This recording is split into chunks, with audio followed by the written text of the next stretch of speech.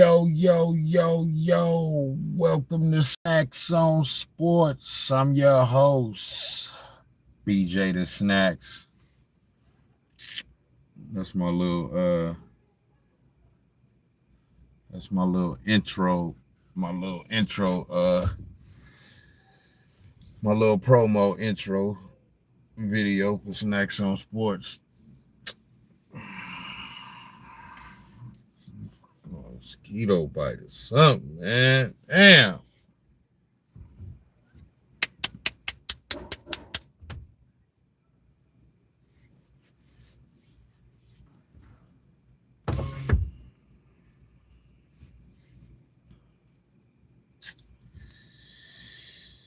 You know what I mean? Let the live get, you know what I mean? Get kind of popping and jiggy one time.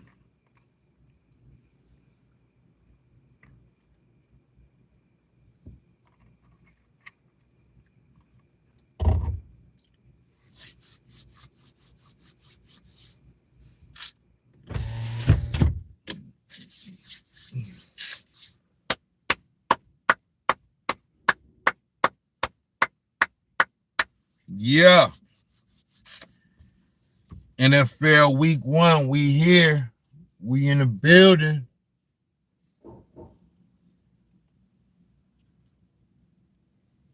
We definitely in the building.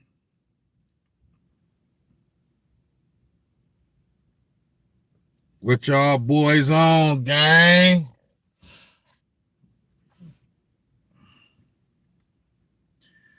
What y'all on?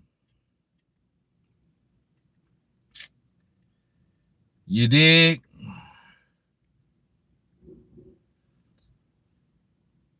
Must be some mosquitoes out here or something, man. I'm getting toe up. Snax on Sports. I'm back with another one, you dig? EDM in the building. You feel me?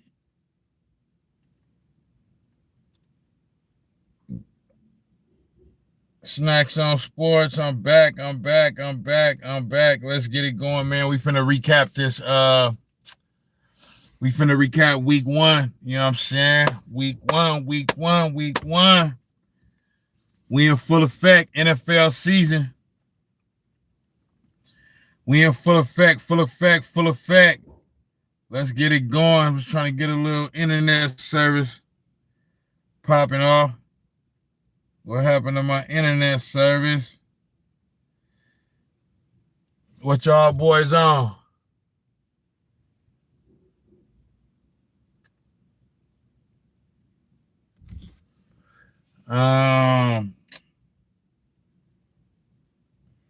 What's going on? Okay, there we go.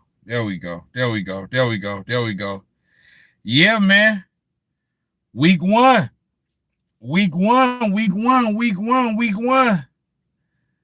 y'all think about week 1, man? What y'all think about week 1, man?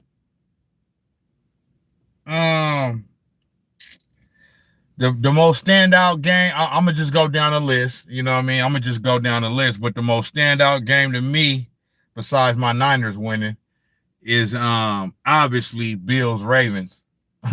I mean,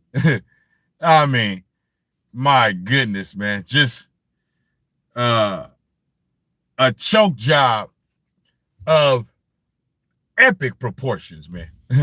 You feel me? Of epic proportions. This is what the Baltimore Ravens do. This is what they do. You feel me?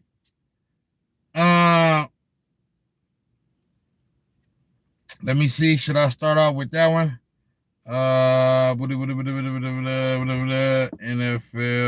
week 1. Let's go down the line. Man, what was that? That was Sunday night. Yep, Sunday night, man.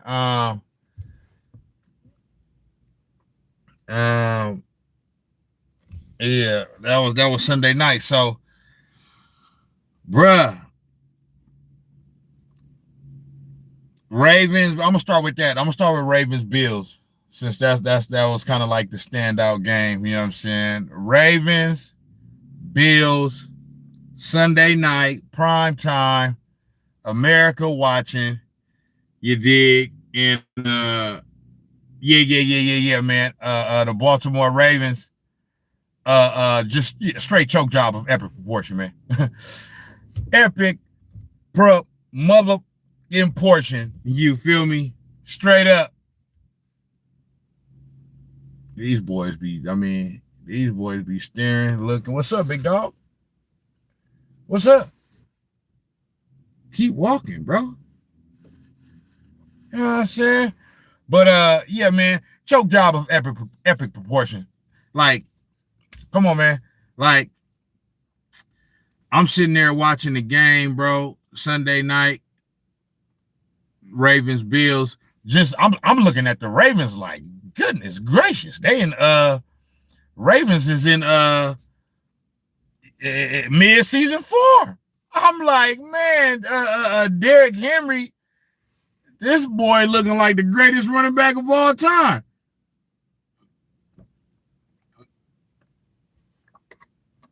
But see, the one thing about it in the NFL, it might be looking like, and it might be seeming like one team has major control of the game. And the Ravens did have control of the game. But see, the thing about the NFL is they let them hang around, right? And 2 scores ain't nothing in the NFL, bro. Like, 2 scores in the NFL is equivalent to being down by like, I mean, it can be something, you know what I mean? Being up 2 scores in the NFL can be something, but you got to play it right. You know what I'm saying? You got to play the game right. Papa J, what's going on with you? You got to play it right. You feel me? Meaning you can't have no turnovers. We seen what Derrick Henry did. You feel me? And once it gets to the 4th quarter, you have to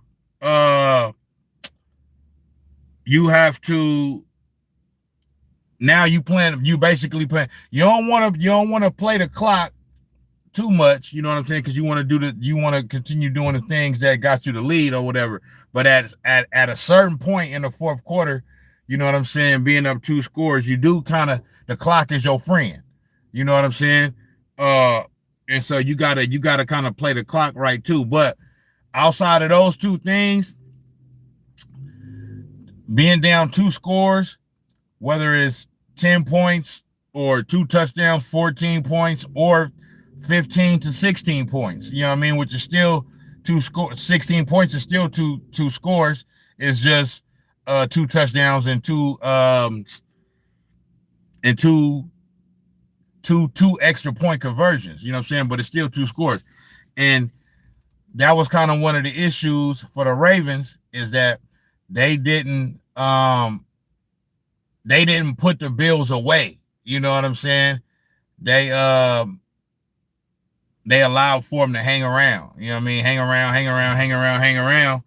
And I mean, when it looked like the Ravens was getting ready to win the game and they had control of it, you see what happens. Look, they up 2 scores, and then boom, the Bills score, right? So they up 15. The Bills score. Now they down 8 points. So they down 1 score, you know what I'm saying? And then if you kick the ball off, right, and then on your opponent, they're following possession, they turn the ball over in your territory.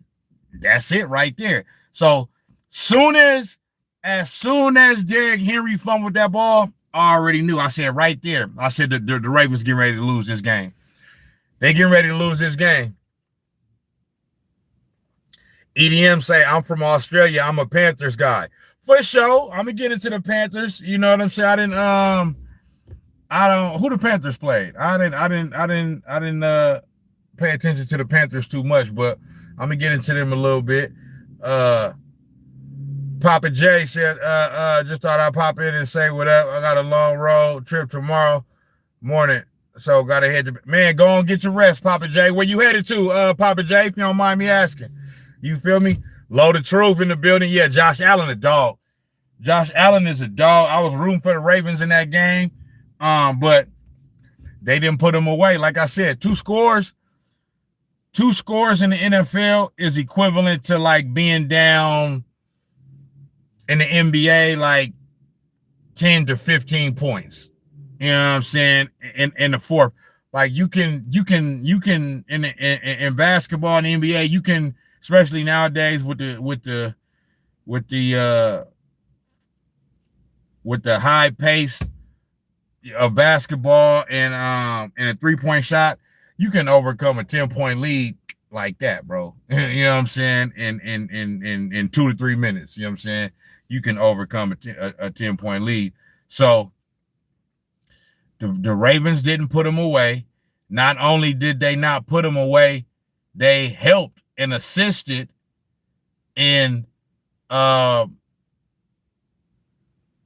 Buffalo Bills coming back and winning that game by Derrick Henry turnover. You just can't have that turnover at that point.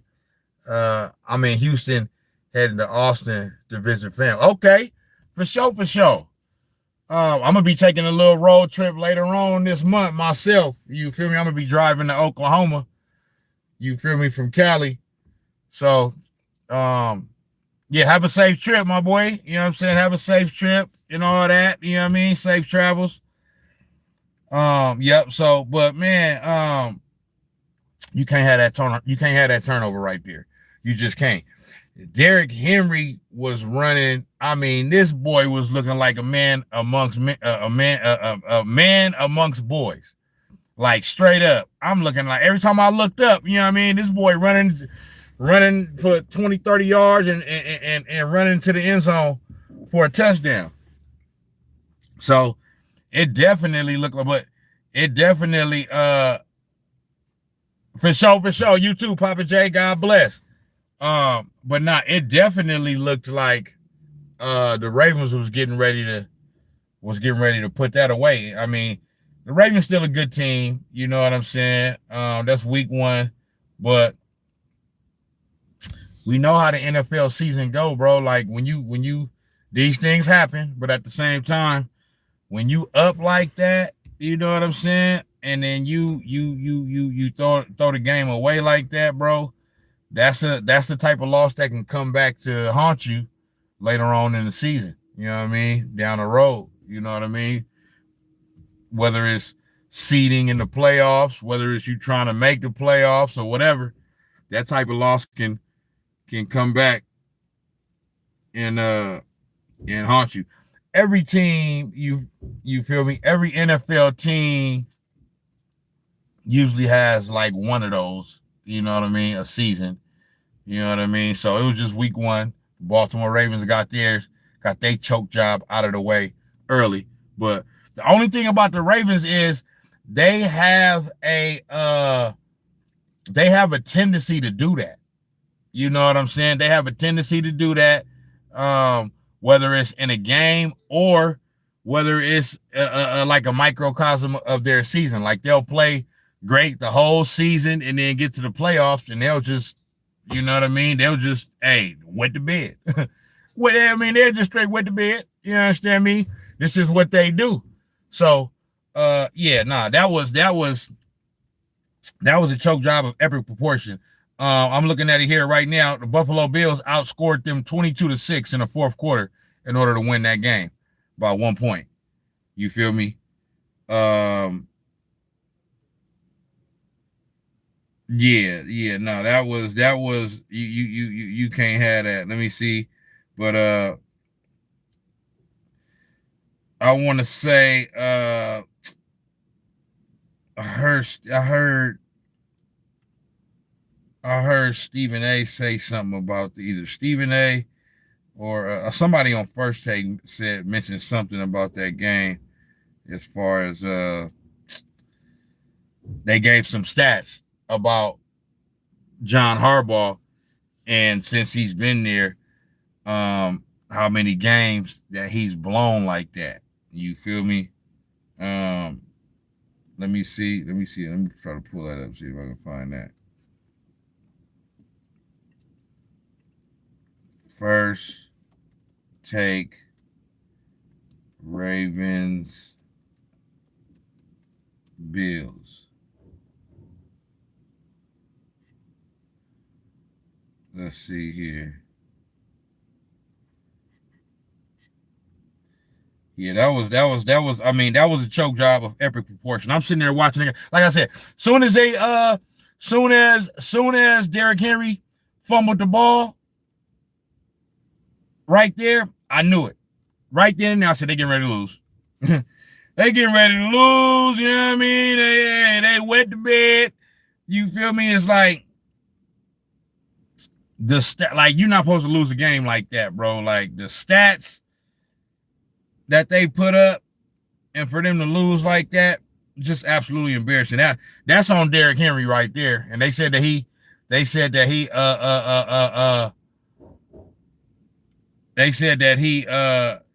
went on ahead and took ownership of that in the locker room, as he should. That was totally on Derrick Henry, straight up.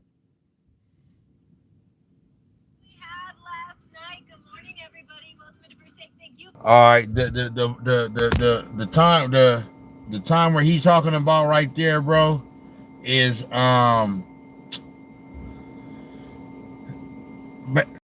basically, bruh, it was a 4th and 2 in the 4th, and they had an opportunity to either go for it or punt the ball. You have to punt the ball right there, bro. I feel what he's saying, but it's because of where they was at on the field at that time, bro. Like, you have to punt that ball because they were in their own territory. The Ravens were in their own territory. You can't go for that on 4th and 2 right there. And you can't go for that right there and not get it and then get them, because if you go for that right there on 4th and 2 and you don't get that, they already in field goal range. And all they got to do is kick a field goal and win the game. You at least got to punt the ball and make them go the length of the field. And that's what they did. Like, you know what I mean? You can't just give them the win. You know what I'm saying? You got to punt it. And because I was kind of thinking about that too. I was kind of thinking like, man, should they go for this? But you can't go for that right there, bro. Like, they was at their own like 30-something yard line, 30-something or 40-something yard line. The Ravens was. You can't go for that right there. You know what I mean? You can't go for that 4th down conversion right there, because if you don't get it, the Buffalo Bill, you already choking the game away. You understand me? So then you just gonna give it to them. You know what I'm saying? There's a possibility you don't get the 2 yards, and now you giving them the ball back, 1st and 10. You know what I mean? And they already in your territory. All they got to do is just kick a field goal. You know what I'm saying? And they win. So, and then they be, you know, this is what you call Monday morning quarterback talk, right? When it sounds good, man, the Ravens defense wasn't stopping the nosebleed and all that. Okay, yeah, you know what I'm saying? But if they would have went for it on 4th and 2 and don't get it, right, give the Buffalo Bills the ball back, and then Buffalo kick a field goal and win the game, which that's what happened anyway, but at least they kicked it, at least they punted the ball away and made them drive the length of the field. But if they go for it right there and don't get it, and they just basically give them the win like that, the Ravens give the Bills a win like that, they're coming on ESPN the next morning talking about why you go for it right there. You in your own territory, you got to at least punt the ball and make them go the length of the field. You know what I'm saying? So this is a Monday morning quarterback day. He's talking, and I love Damian Woody. You know what I'm saying? He be, you know what I mean? He be knowing what he's talking about. But But this is just having the benefit of knowing the end results of the game, and then coming out and having a take after already knowing what the, you know what I mean? Because basically what I'm saying is, if they do that when he on ESPN First Take the next morning, he's not saying what he's saying right here. He's not saying, man, why would you give them the ball? Why would you not punt the ball? You know what I mean? He would have been saying that the opposite thing. You know what I'm saying? So I disagree with that. Cam is going to have to dress better before he talk crazy about my quarterback Hurts. Cam be up there looking like, you know what I mean? Cam up there looking like the slave master from the Django movie. You feel me? Loaded Colts only. G-Town, my G-Town homie up in there, man. Robert, what's going on, Rob? I love a good game. I got to join in so we can talk some of that talk. Come on, man. You already know. But in order to win that game last night, you got to put the ball in your best player's hand. Uh-oh. Here we go.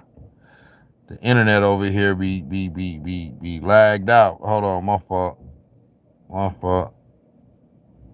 There we go.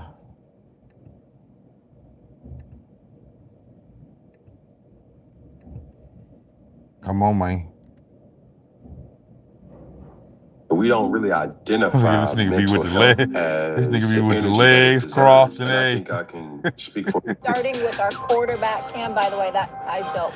G-Champ, nigga. Is this a Bills comeback or a Ravens Come on, bruh. Collapses, these type of not being able to. I don't want to hear that. I don't want to hear that's an admiration. You can't have that, bro. It's not an admiration for the Ravens team. Just like Damian Woody said, just like I said earlier, they do this. This is what they do. The Baltimore Ravens have a tendency of choking games away like this, or choking their season away. It's just what they do. That's the reason why as soon as it happened, I posted on Facebook, I said, choke job of epic proportions. This is what Baltimore do. That's what they do. You feel me? So as soon as he fumbled the ball, I knew they was getting ready to lose. You know what I'm saying? I knew they would. They only had to. I'm talking about right after they got the ball back, after Buffalo had scored. You know what I'm saying? I'm talking about they. You know what I mean? They didn't even get through their first set of downs. You know what I'm saying? Before this fool fumbled the ball. You feel me? So, that whole admiration thing, yeah, Derrick Henry may not turn the ball over a lot himself, but for whatever reason, when it comes to the Baltimore Ravens, it's the reason why I'm playing this clip right here, because they said something. Somebody said something. It's a stat about under John Harbaugh, how many times they've blown leads like that or whatever, you know what I'm saying? So that's the reason why I was playing this clip. But yeah, so Derrick Henry may not turn the ball over a lot, but for whatever reason, the Baltimore Ravens find ways to wet the bed and choke the game away. It's just what they do. Rob say, so is it Lamar or coaching? Now Lamar didn't make no mistakes in the game. You feel me? And you talking about as far as them having a lot of games that they kind of blow like that, you know what I'm saying? I would say for me, I'm always a give more credit to the players when good things happen, when they win. So you got to give more blame to the players when bad things happen, because in a lot of those games where they've had a lead and blown it, it's been a turnover or two here or there, you know what I mean, at the most inopportune time, just like Derrick Henry did, you know what I'm saying? Like Lamar will like he'll be playing dope all game, and then it'll get to a point to where like it's closing time, and then all of a sudden it'll be an interception or it'll be like a fumble where, you know what I mean, the defense is closing in on him, you know what I mean, he trying to spin off or whatever, and then, you know what I'm saying, the ball might bounce off of his leg because he holding it with one hand kind of wild, and then he'll fumble the ball, or somebody might knock the ball, like, you know what I mean, it's always something like that. You feel me? It's always something like that. So but yeah, I'm gonna always give more, you know, coaches can coaches have a big say so in wins and losses as well, but I'm always give more credit and or blame to the players because they out there on the court and on the field. You feel me? So that's just what it is. But yeah, let me get back to this. They had no answer. I think they losing the game if Derrick Henry don't fumble that ball. But being up 40-32 with 3 minutes to go, the game is not over. Like, so it's not because they was up 40-32. You know what I mean? Like, that's only a one-score game. You know what I'm saying? But I still believe that without that fumble, they go on and win the game. Robert said should have went for it on 4th down. Now look, I just got through saying that I was kind of thinking that. The only reason why I disagree with that though, Rob, is because of where they was at, where they had the ball at. Like they was already like they was in their own territory. Like the Ravens was still in their own territory. They hadn't crossed midfield. So if they go for that on 4th down and then they don't get, it's just you don't want to make it so. It's like you got to weigh your options. You know what I'm saying? So you got to think about it, right? Now, do you want to get a ball back to Josh Allen? No, you don't want to get a ball back to Josh Allen, but they was on their 30-something yard line. You know what I'm saying? So if we go for this on 4th and 2 and we don't get it, now we're giving them the ball already damn near in field goal position, already in field goal position. All they got to do is run the ball once or twice, kick a field goal, we gone. You know what I'm saying? So I wouldn't have. It's like you in between the rock and the hard place. It's like I don't want to give Josh Allen the ball back, but at the same time, you don't want to go for it on 4th down and not get it, because then they, like I said, they was already choking the game away. You feel me? They was already wetting the bed. You want to, so I would have did what John Harbaugh did, which is punt the ball away and at least make them drive the length of the field. You feel me? To try to win the game. You can't give them the ball right there though. You feel me?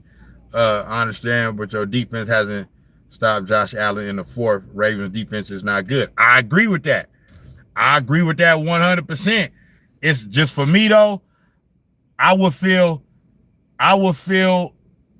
better punting the ball and them driving the length of the field, which is what they did, rather than going for it on 4th and 2, not getting it, and then I just give them the ball right there. That's just me. Like it's a tough decision to make either way, but I would have did what John Harbaugh did, which is punt right there, because you can't make it so easy for them. You know what I mean? Like, ain't no guarantee they would have got that little 2 yards, especially it's like should they be able to get that 2 yards? Yep, they should be able to get it, but it still ain't no guarantee. And especially right there, the pressure was on. You know what I mean? Sometimes, hey, like Stephen A. say, palms get sweaty, behinds get tight. You understand me? When it's clutch time. So it's all fun and games and everything is all hunky-dory when it's the 1st, 2nd, 3rd quarter. We up 15 points and everybody ripping and running up and down the field, you know what I'm saying? But once the game get tight, all of a sudden, you understand me?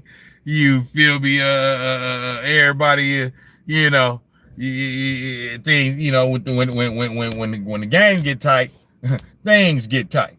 You feel me? So that's all I'm saying. But hey, who knows? You know what I'm saying? Maybe they would have went for it and got it, but you just don't know. You know what I mean? But if you don't get that and you get him the ball right there and you lose that game, you're going to feel worser, bro, because you're going to feel like, man, I should have punted the ball away. And at least if they end up scoring, we end up make them drive the length of the field. You know what I'm saying? So, you know what I mean? It just, hey, they were stuck in between a rock and a hard place. John Harbaugh made his decision, and I agree with it on that one. You feel me? But, yeah, Derrick Henry's the reason why they lost that game when he fumbled the ball. So that's a big loss. But we have to go to Coach John Harbaugh. He's a Super Bowl champion, is universally respected and recognized as one of the great coaches in the National Football League. Lord of Truth said Josh Allen and Lamar are top 3 quarterbacks in the league. Their teams go to battle every time. Oh, my mama. Yep, this was a rematch of what, the divisional round last year? Yep. They played the Ravens lost to the Bills last year in the divisional round. You feel me? So, they both premier elite quarterbacks. They both played flawless. Lamar Jackson played flawless. That one turnover is the reason why they lost, though. When Derrick, I mean, they was clowning, bro. They was clowning. Look at this catch right here, DeAndre Hopkins, bro. In big games involving some of the look at this catch, bro. In the conference or even one hand, bro. It just makes you think like, okay, one hand on two defenders. Now, DeAndre Hopkins is a veteran receiver. He's older now. You feel me? But DeAndre, that like when I seen that, I'm like, oh my gosh, like they out here clowning. You feel me? They was out there, you know what I mean? Just straight backhanding them, straight bitch slapping them. You feel me? And still ended up losing the game. Lord of Truth said, yo, that Derrick Henry stiff arm on the Bill safety was cold. Cold, but you got it. That's what Damian Woody and Stephen A. talking about. You gotta finish, bro. You gotta finish, bro. Honestly, I think this is good for the Ravens. So now they'll be even more hungry. Oh yeah, the Ravens gonna be straight, bro. Like they're gonna be straight. You know what I mean? They dominated that game, bro. You know what I mean? Just like Stephen A. said, what was the stat? The first time in NFL history, in the whole history of the league, that a team has scored 40 points and rushed for over 235 yards and lost the game. That's never happened before. So they gonna be solid. You know what I mean? They gonna make the playoffs. They gonna be anywhere in between the 1 and 4 seed. So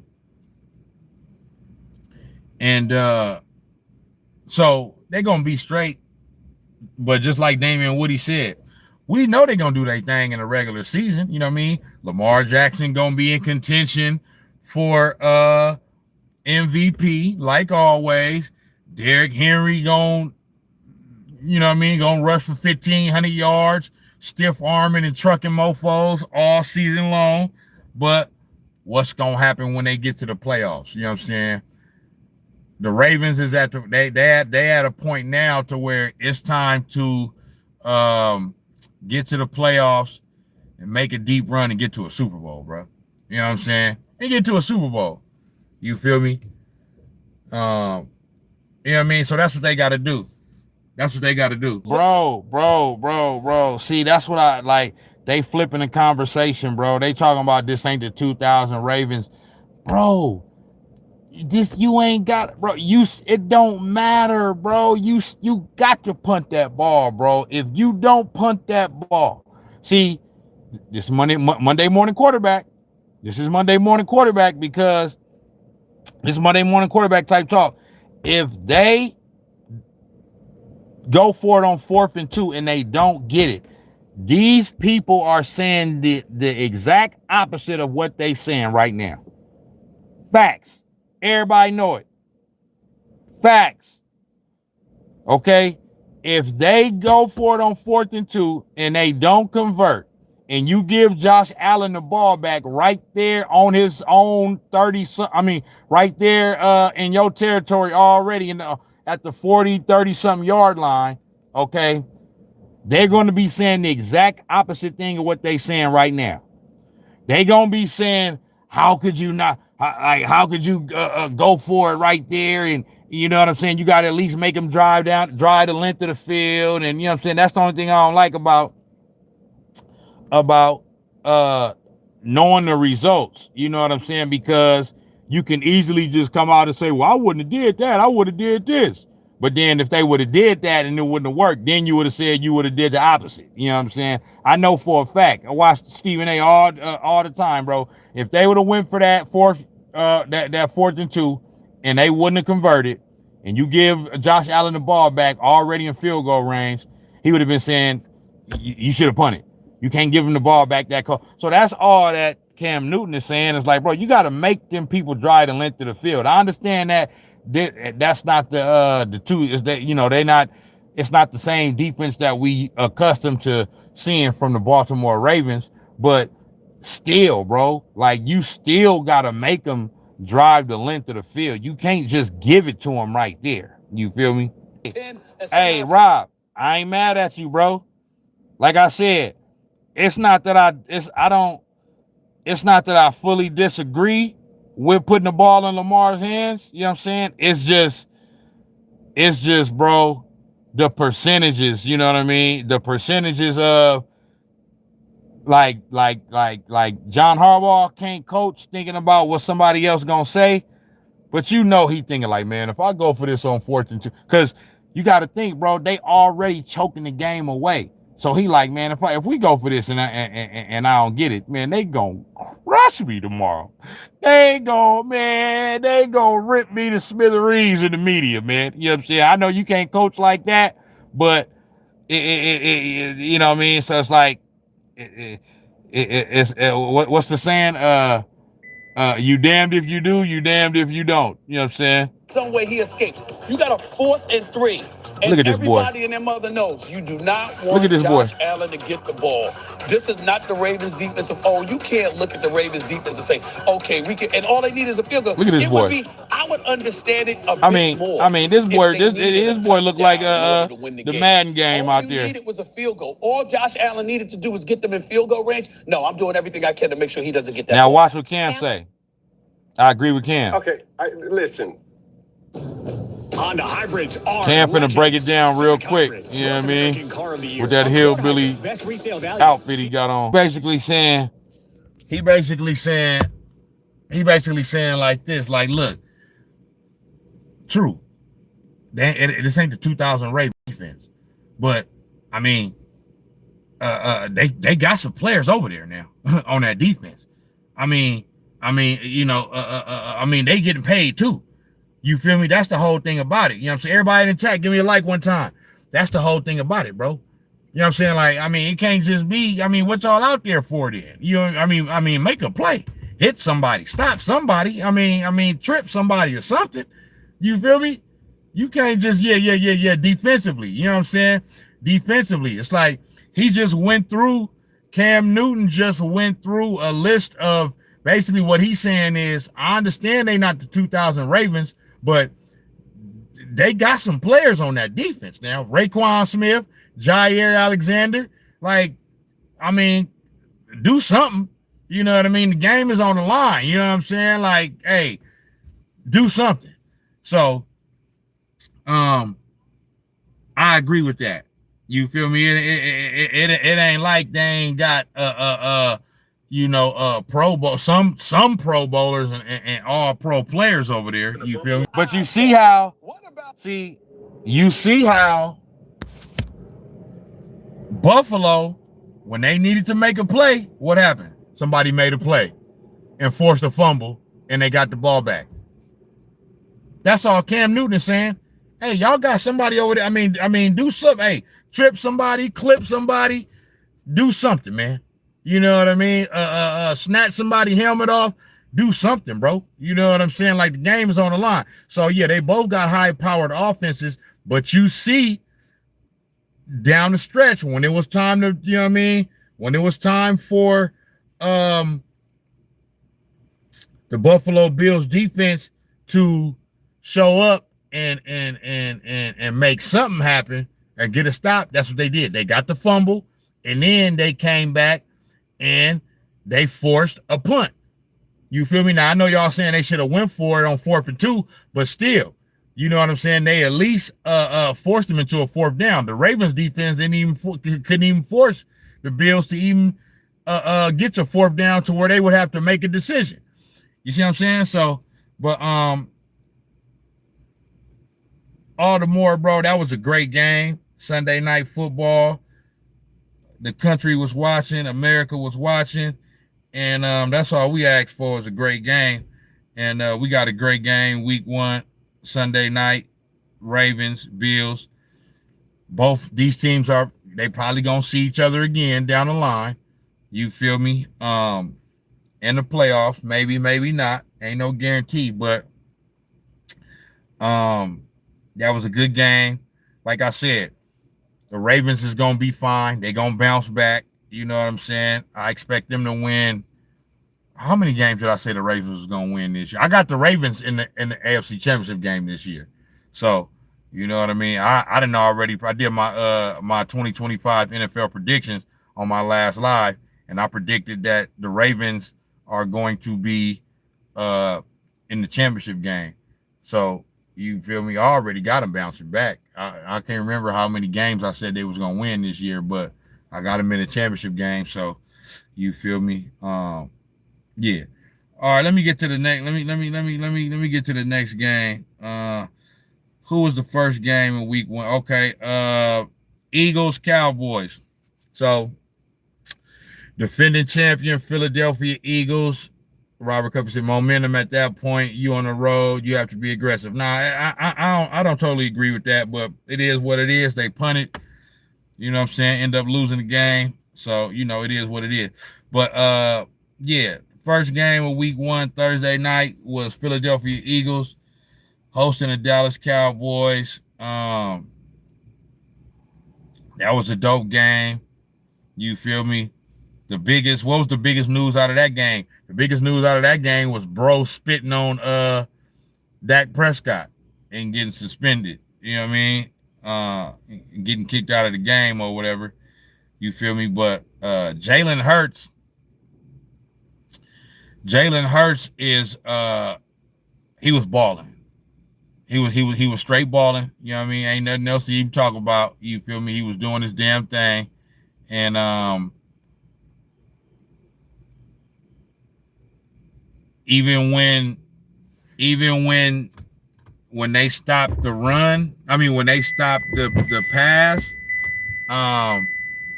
he would oh man, CeeDee Lamb. I mean, come on, big dog. But now look, CeeDee Lamb had a good game, but when they had to have it, bro, he was dropping the ball. What you doing, big dog?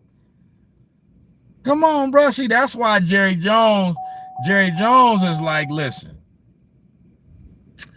y'all boys want all this money, man. You getting paid $35 million a year to drop the ball in the clutch. You know what I'm saying? Like you gotta make both of those catches, bro. You feel me? Let me see. Let me look at the stats. CeeDee Lamb has 7 catches for 110 yards. He didn't have a touchdown, but he caught 7 passes for 110 yards. But when it was time to, when it was winning time, that boy had butterfingers, man. That boy had butterfingers. Yes, that me. And hey, I just don't be understanding it, man. Yes, that me. You boys talk all that. You want all this money, man. But this is what the Cowboys do. Everybody know this is what the Cowboys do. Everybody know it. This is what they do, man. They you know what I mean? They'll have a good season. They kind of similar to the Ravens. They'll do all this and do all that. Then when it's winning time, I can't find you, big dog. Where you at? You feel me? Load of Truth say CD scary. Niners own him. Yeah, we ain't worried about no CeeDee Lamb. We ain't worried about the Cowboys at all. You feel me? That one thing we don't do is worry about the Cowboys. But yeah, man, CD Lamb, bro. Like, but so what I was saying about Jalen Hurts. Now we just got to talk about Cam Newton. I don't know what Cam Newton is on. I don't know if he got something against.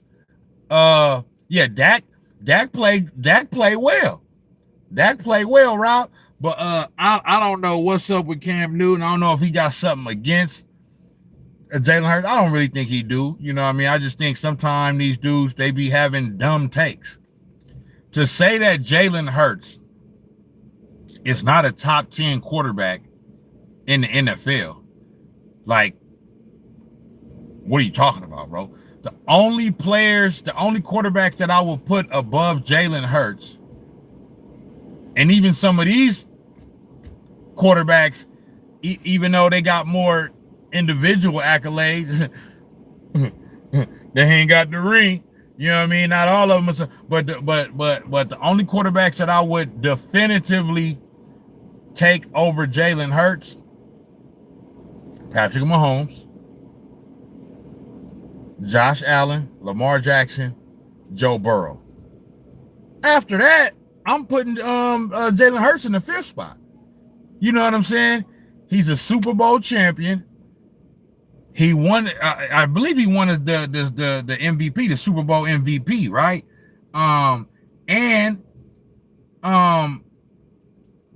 When they played Kansas City the first time in the Super Bowl in 2022, they barely lost that game, and you could say that Jalen Hurts outplayed Patrick Mahomes in that Super Bowl. Now they end up losing by a field goal. You know what I'm saying? I think oh boy hit a field goal at the buzzer or something, a walk-off field goal. But the Chiefs didn't whoop them how the Eagles whooped them in Super Bowl 59. You understand me? That game was over in the second quarter. You feel me? That game was over by halftime, bro. You feel me? And so Jalen Hurts has done something that Lamar Jackson can't do or seem to not be able to, he hasn't done yet.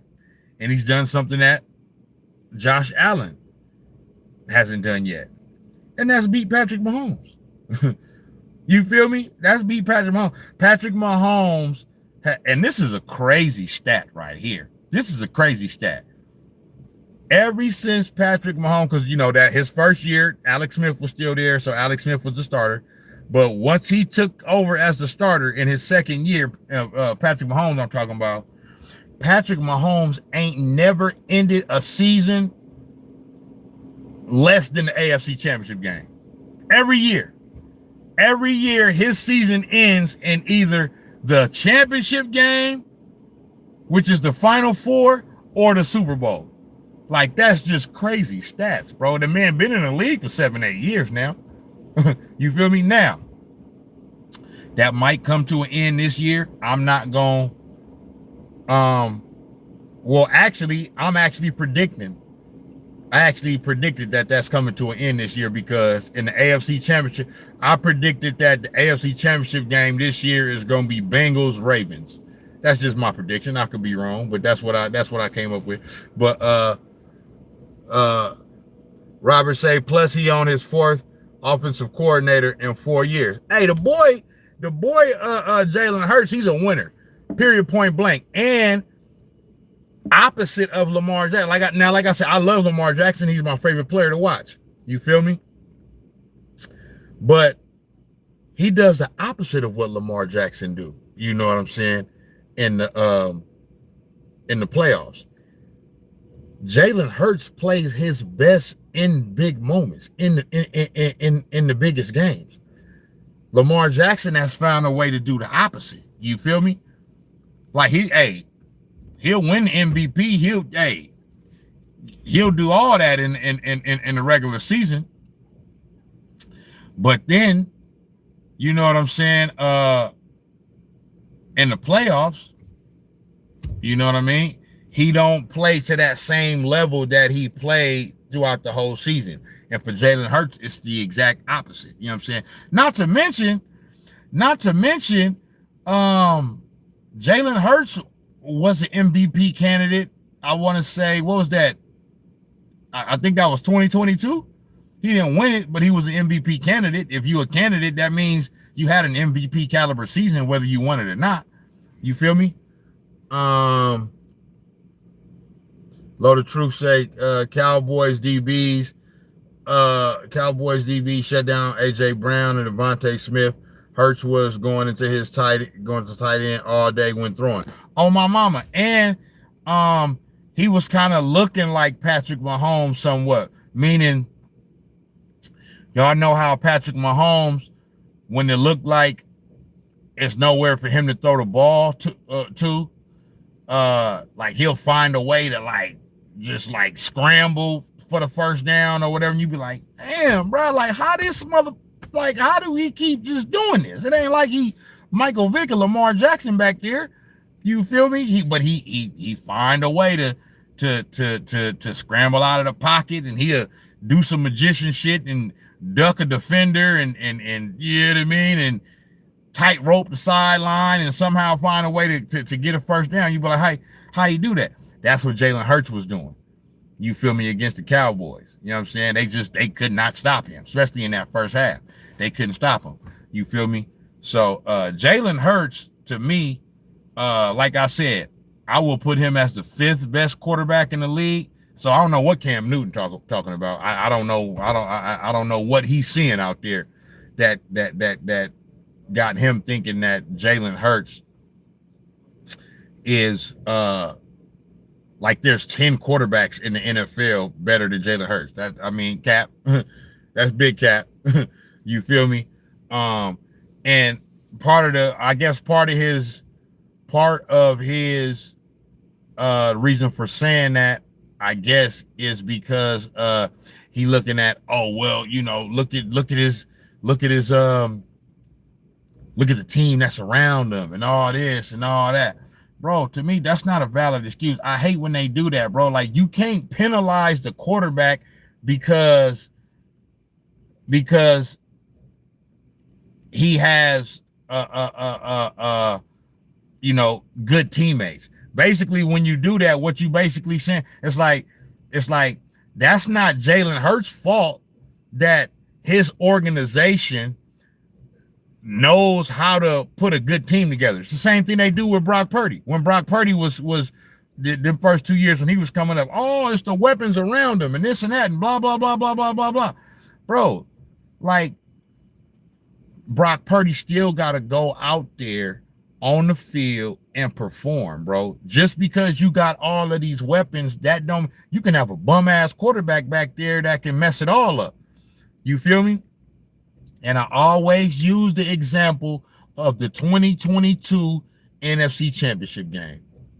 That year, Brock Purdy was a rookie, okay? That's the year where he took over for Jimmy Garoppolo once he got hurt. You know what I mean? And was out for the rest of the season.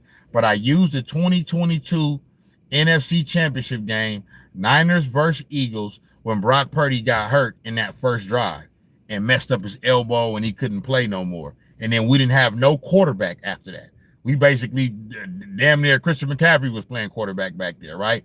My point in saying that is they talking about it's all the weapons around Brock Purdy, basically trying to not give him no credit and trying to give all the credit to all of his weaponry, right?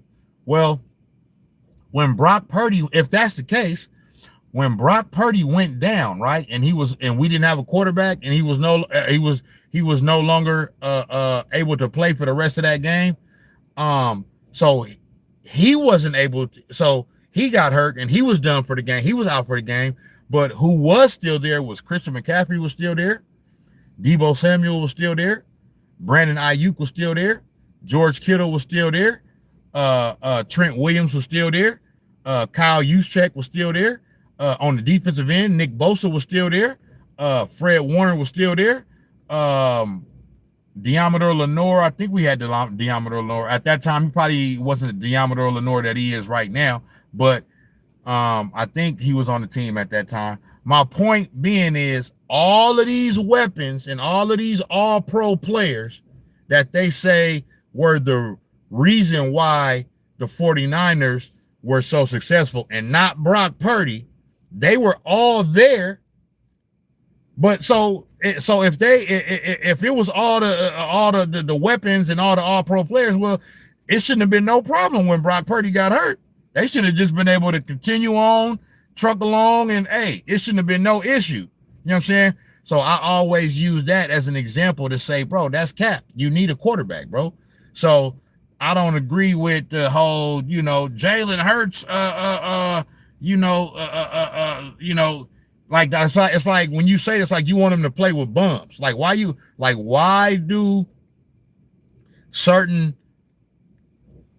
does he have to prove how good he is as a quarterback by having bums to throw the ball to? You know what I'm saying? That don't make no damn sense. You feel me?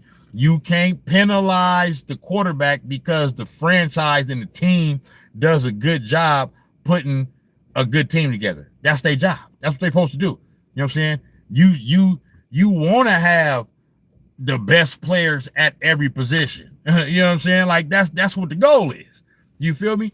So at the end of the day, you win or you lose, bro. You know what I'm saying? And so Jalen Hurts is a winner, bro. You know what I'm saying? So that's that right there. But yeah, CD Lamb, hey man. I don't know what the boy, you understand me? The boy had butter fingers, man. AJ Brown. Let me see. The offensive coordinator has to get AJ Brown the football early. That's just horrible. Oh yeah, I ain't worried about AJ Brown. You know what I'm saying? Or other old boy, they'll make it. They'll make it happen. You already know. If they don't, I'm gonna tell you right now. If they don't find a way to get AJ Brown the ball this week, I guarantee you, they will hear about it. Somebody will hear about it. The offensive coordinator, the coach, somebody gonna hear about AJ Brown. Don't play that. He's like, okay, yeah, I'm gonna be cool. We won the game. You understand me?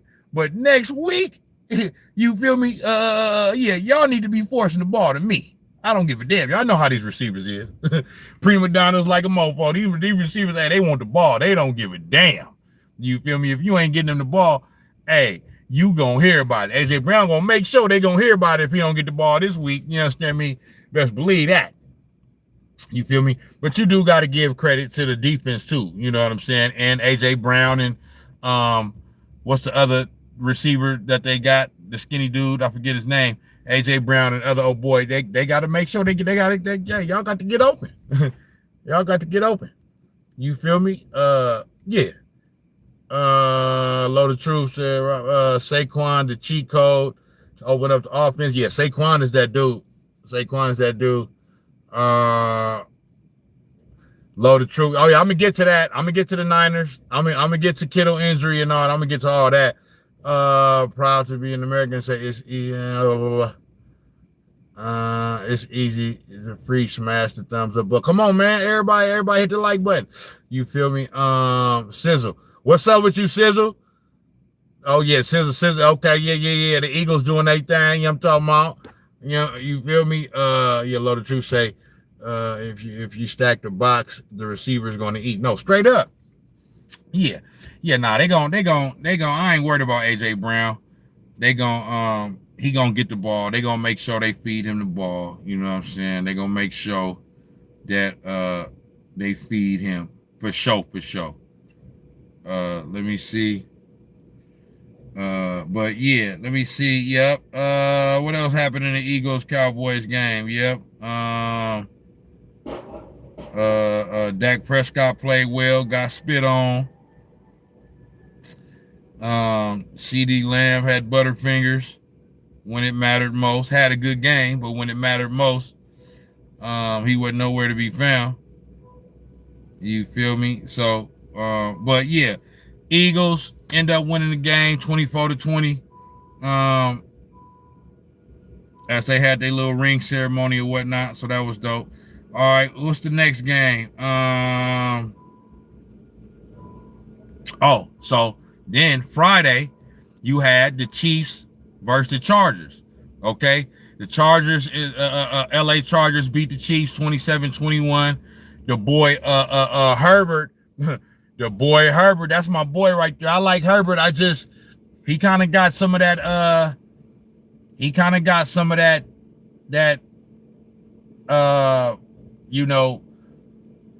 Not showing up in big moments type of vibes, on him too. You feel me? This boy, before Jim Harbaugh was the coach, I mean, them people was up 27-0 with the last coach in the play. It was up 27-0 in the playoffs against the Jaguars and end up losing the game. You up 27-0.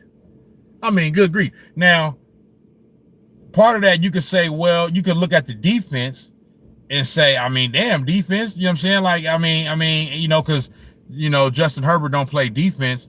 So you can look at the defense, but then you can also look at the defense and say, well, they didn't allow no points. You know what I mean? For the majority of the game.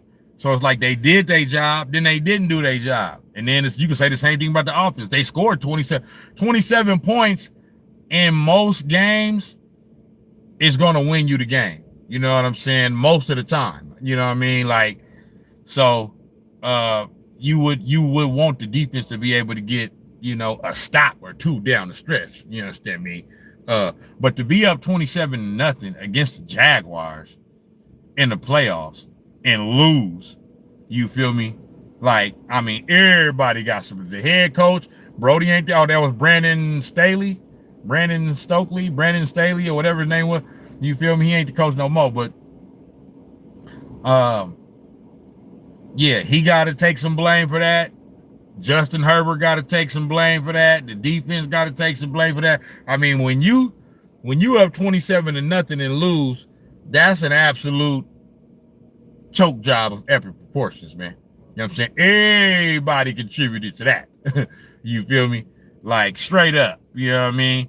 So, so you got that. And then last year, he threw 4 interceptions in the playoff game. Like, what's up, Justin Herbert? Yeah, you right, Rob. Herbert got a cannon.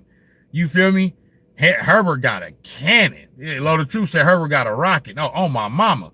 He got a rocket for sure, for sure. He big, strong, sturdy. Yeah, he got a cannon, though. But they got to find a way to get it done. You know what I'm saying? When it's only 70%. Yeah, it's the car. You know what I'm saying? It's a rental car, so it's just charged slow. You know what I'm saying? But it's all right. Yeah. I gotta take it back up there and swap it out tomorrow because the charging battery is slow. Oh, I think maybe all night. But not it only let me charge up to 30%. Oh, really? Yeah, because the battery. You know what I'm saying? Yeah. All right. Yeah. All right, for sure. All right, but Herbert got a cannon, and yeah, that man threw 4 interceptions in the playoff game last year. I mean, come on, big dog. 4? I mean, you can't do that. So,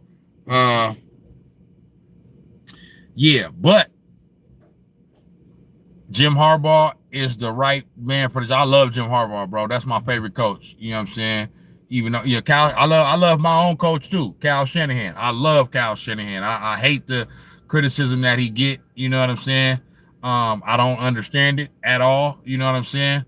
I mean, I kind of understand certain things, but overall, you know what I mean? With Cal Shanahan, we'd have been to 4 NFC championship games and 2 Super Bowls.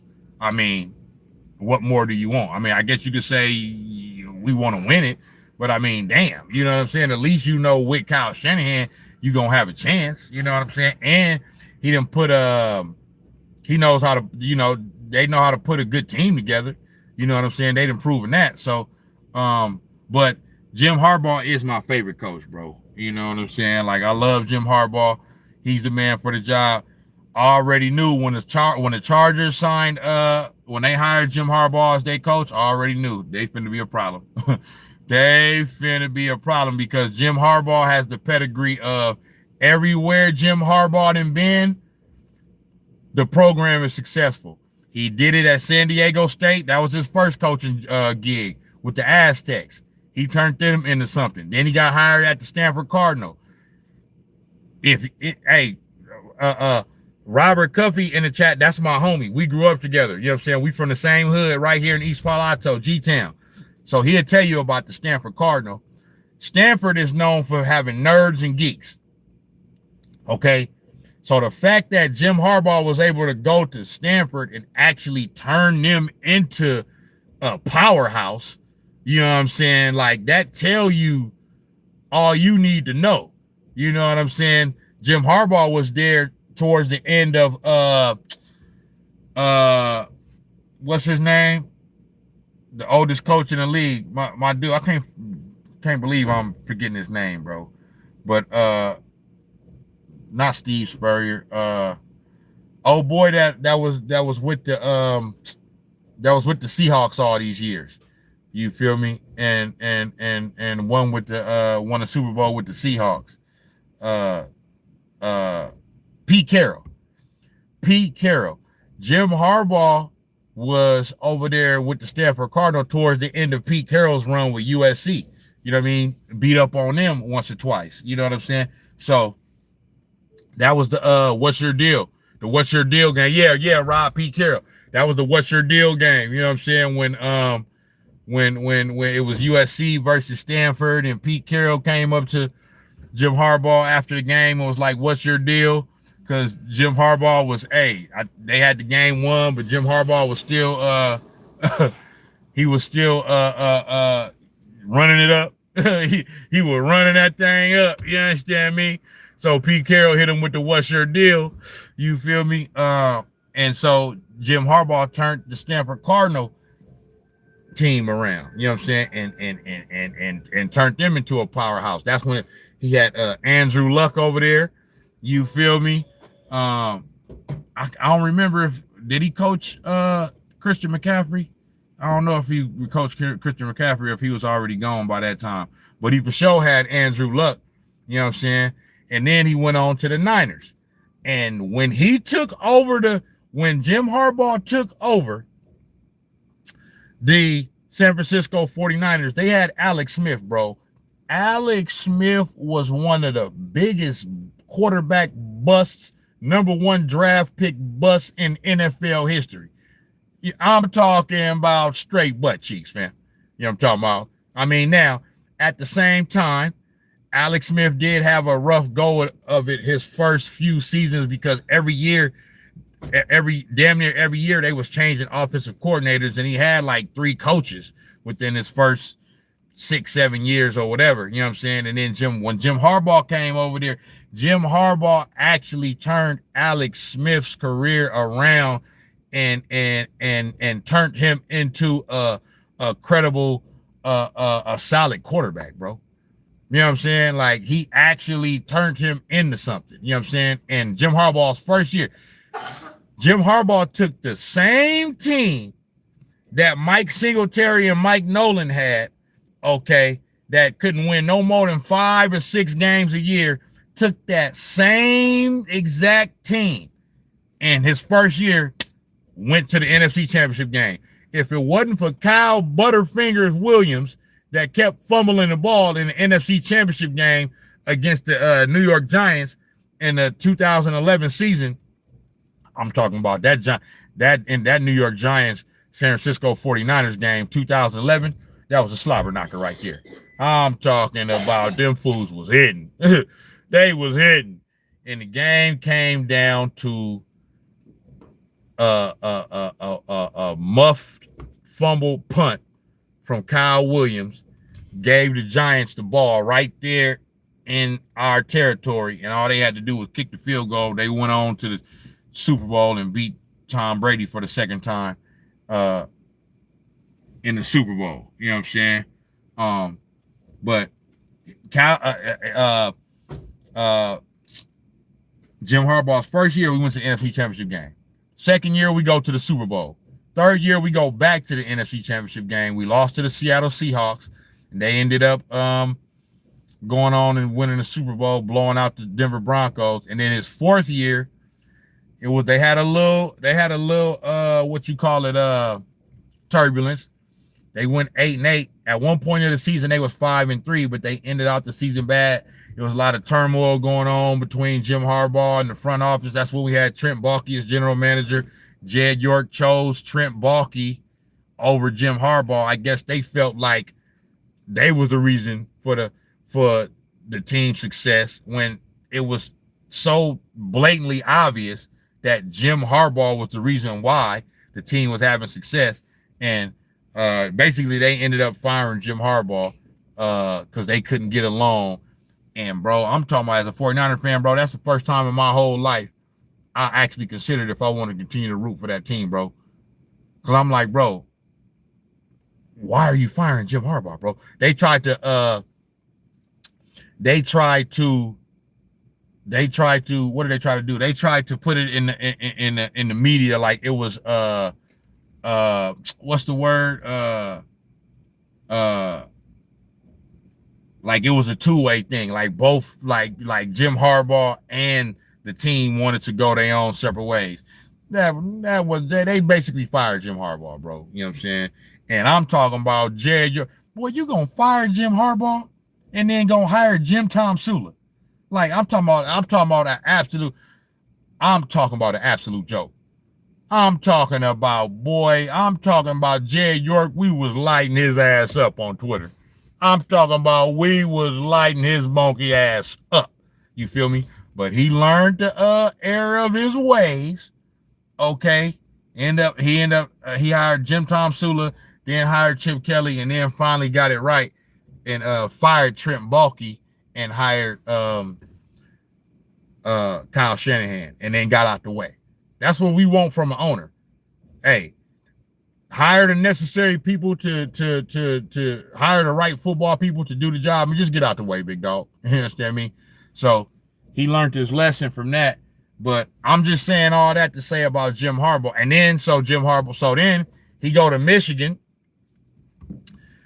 bring them back to where they supposed to be, end up winning a national championship at Michigan.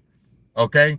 And then now he with the Chargers. So Jim Harbaugh already knew once the Chargers hired Jim Harbaugh, hey, I already know they finna be a problem. You know what I'm saying? So we'll see what happens with them. But they the Chargers beat the Chiefs. Now the Chiefs, man, this might I don't want to listen. It's Patrick Mahomes. It's Andy Reid.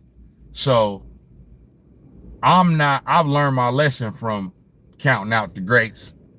You feel me? I've learned my lesson from that. So I'm not finna. One thing I'm not about to do is count out the Kansas City Chiefs after week 1. I'm not finna do that. That's just not what I'm finna do. You feel me? Loaded Truth says Singletary was a disciplinary, but Harbaugh a leader of men, maybe because he played. Oh yeah, I love Singletary. You know what I'm saying? I love Singletary. Singletary kind of got them going in the right direction. Kind of, even though they weren't never a good team under Singletary, he got them going in the right direction. Because remember, he checked Vernon Davis. He told Vernon Davis, "Hey, man, hit the showers." And then remember, he got in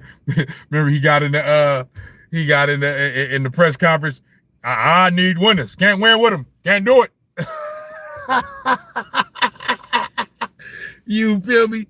One of the most classic rants, you feel me, in NFL history. You understand me? Can't win with them.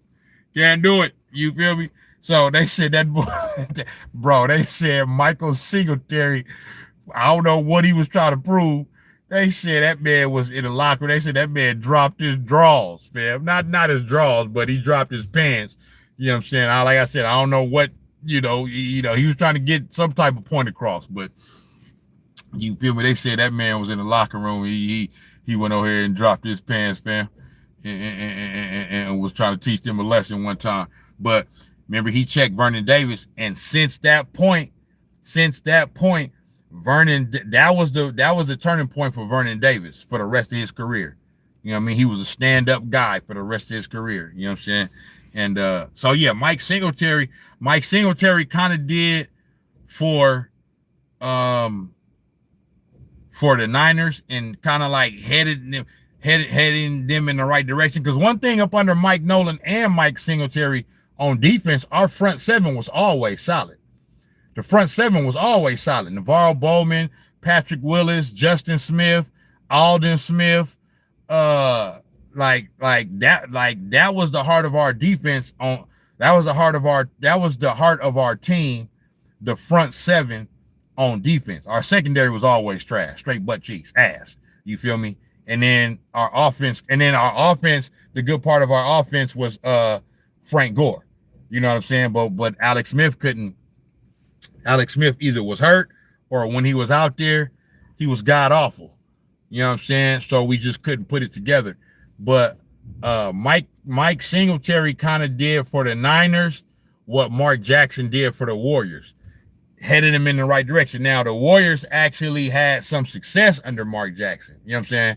Like, he was only there for 3 years.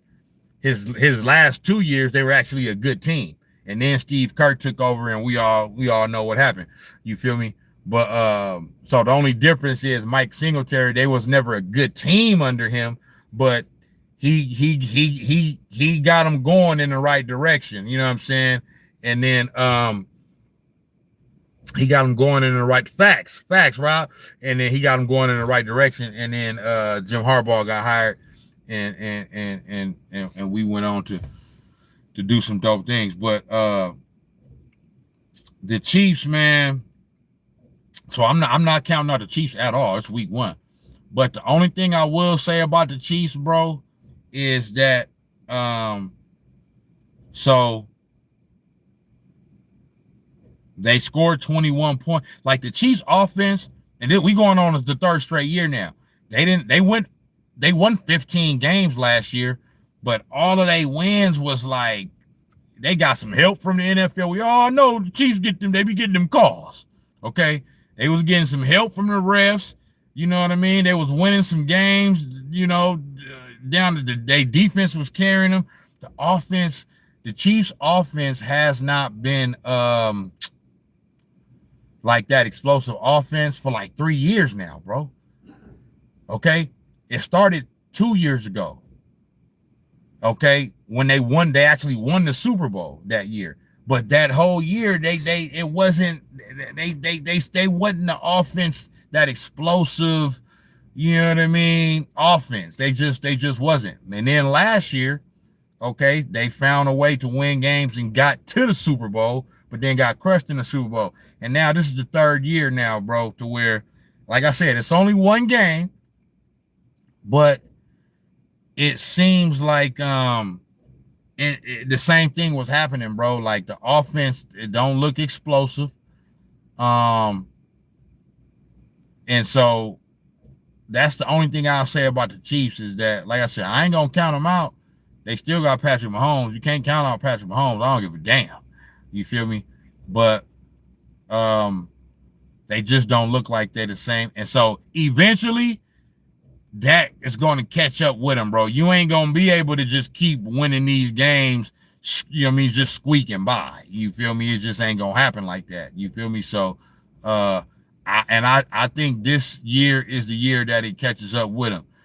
Like I said, I'm not counting them out, but I don't got them reaching the championship game this year. I got the Chiefs losing in the divisional round. So for the first time in Patrick Mahomes' career, he will not reach at least the championship game. That's just my prediction. You know what I'm saying? I could be wrong.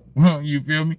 But that's where I'm at with it. I think this is the year that it's that the NFL, finally catches up to the Chiefs. I still got to make in the playoffs, you know what I mean, and winning 10 or 11 games, you know what I'm saying? But I just got them losing in the divisional round. So that's the second round. You got the wild card, then you got the divisional round, then you got the championship game round, then the Super Bowl. So I got them basically losing in the second round. You know what I'm saying? That's just what I think. You feel me? But I am not going to be shocked or surprised at all if we get to week 8 and the Chiefs then ran off 7 wins in a row and they 7-1. You know You feel me? I'm not gonna be shocked at all. Let me see. Low Truth said exactly. Week 1, a lot of bad injuries gonna happen. On my mama. Rob said Andy Reid, top 3 coaches, fam. He know football. Don't count Andy out. Oh yeah, nah. I like I said. One thing I'm not finna do. I believe what I see. You feel me? So when you prove to me that you great, I'm gonna believe that. You feel me? I done learned my lesson from counting out greatness. You feel me? They was doing that to Tom Brady. They was doing that to Tom Brady and the Patriots.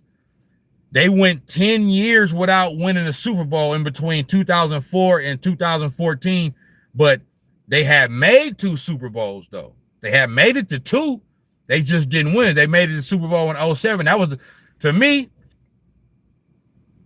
even though they lost in 2007, okay, and they didn't go undefeated, to me, you feel me, in all my years of watching the NFL, that was the greatest team I ever seen. I don't give a damn if they lost in the Super Bowl. That whole year, they was blowing teams. I never seen no shit like that in my life. You feel me?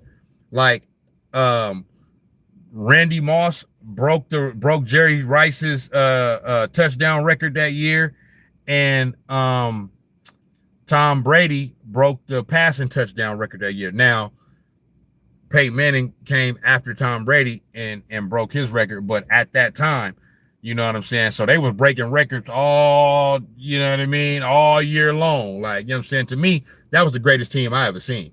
I don't give a damn that they lost in the Super Bowl. That's the greatest team I ever seen. You feel me? So they lost that year in the Super Bowl, and then they got back in 2011 and lost. And then they went to other countless AFC championship games. So they was still a good team within that 10-year drought where they didn't win a Super Bowl. They just didn't win a Super Bowl, but they were saying it. They was, oh man, it's over for the Patriots. This and that, blah blah blah. Man, not only was it not over, this boy Tom Brady basically got 2 separate Hall of Fame careers within one. Okay, you can go the first half of his career where he won 3 Super Bowls. Then you can go the second half when he won 4. So, like, I mean, that's just ridiculous. You know what I'm saying? But they were saying that, you know what I mean? It was, oh, it's over for the Patriots. Yeah, they done. The dynasty over. Man, not only was the dynasty not over, they won 3 more damn Super Bowls. You feel me? And then Tom Brady went to a whole nother team and won a Super Bowl.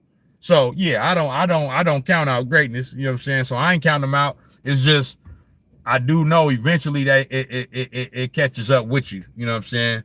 And they ain't gonna. Tom had a 50 ball. Tom had a straight up 50 ball, my dude. Straight up. You know what I mean? Like, Tom Brady is just ridiculous. You know what I'm saying? But yeah, so no, I ain't counting them out. All right, and then who we got next?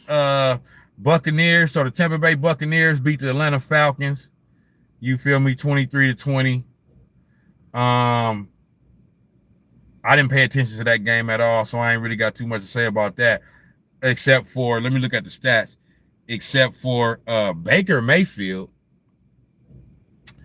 Baker Mayfield has had a true career resurgence, bro. You know what I'm saying? Like Baker Mayfield is that dude, bro. I mean, he didn't have a load of truth. Bill Belichick riding Tom's coattail for real. On my mama. I mean, you got to give Bill Belichick credit too, though. You know what I mean? But obviously, more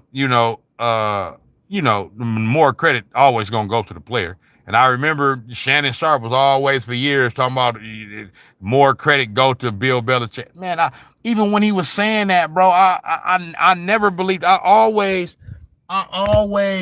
thought that, like, especially you as a player and as a great player, Shannon Sharp, how can you say that? That wasn't nothing but Tom Brady hate. That was all. That's all that was, hating on Tom Brady, because it don't matter. You could be the greatest coach ever, bro. if you don't have great players, you not finna do nothing. And then it ended up getting proven once Tom Brady left. You know what I'm saying? Tom Brady went on and won a Super Bowl somewhere else. Bill Belichick couldn't even make the playoffs. Why? Because he didn't have Tom Brady. That don't mean he's not a great coach. He was still a great coach, but you need great players. Period, point blank. You can say this across all sports, bro. You can be the greatest coach. You can be the best coach, this, that, all the type of shit. If you ain't, you can look at Greg Popovich in basketball, okay, with the Spurs. Once he lost Tim Duncan, Manu Ginobili, Kawhi Leonard, and Tony Parker, you know what I'm saying? It wasn't nothing popping. You know what I'm saying? So I always knew that it was more Tom Brady than Bill Belichick, but you got to give Belichick credit because especially those first 3 Super Bowls, because the first 3 Super Bowls that they won, the defenses, I'm not gonna say that defense was carrying, you know, they would want just all the defense carried it. I'm not gonna say the defense carried, but he had great defenses, you know what I'm saying? And he's a great defensive mind. He proved that as a defensive coordinator with the New York Giants, you know what I'm saying, when Bill Parcells was the head coach, you know what I'm saying? So we all know, and then we can't forget about the Seahawks Super Bowl, Patriots Seahawks, the Malcolm Butler play. Everybody said that was direct. Malcolm Butler made that play that was directly connected to the fact that they practiced that. You know what I'm saying? They said Bill Belichick, they said, look, they gonna run this play. And it just so happened that they ran that play at that time. Malcolm Butler, he seen when the Seahawks lined up, he said, oh, that's that formation. They getting ready to run that play. So that's how he was able to jump the pass and intercept the ball in the end zone. You feel me? And so that was Bill Belichick right there. You feel me? Tom Brady was on the sideline. Now Tom Brady had did his job. You feel me? But that was Bill Belichick. You know what I'm saying? So yeah. But yeah, it's definitely more Tom Brady than Bill Belichick because the players always deserve more credit because they out there playing. You feel me? A coach can only do so much. You feel me? But yeah. Buccaneers, Falcons. Yep. The Bucs got the win 23-20. Baker Mayfield was everybody in the chat, give your boy a like one time. Baker Mayfield was 17 of 32, 167 yards, 3 touchdowns. So I mean, he ain't just have like a Pro Bowl caliber game. He did throw for 3 touchdowns, but he played well enough to get the win. You know what I'm saying? But yeah, I didn't see that game, so I ain't gonna stay on that one. You feel me? But the Bucs got the win. I'm just doing my little week 1 recap. You feel me?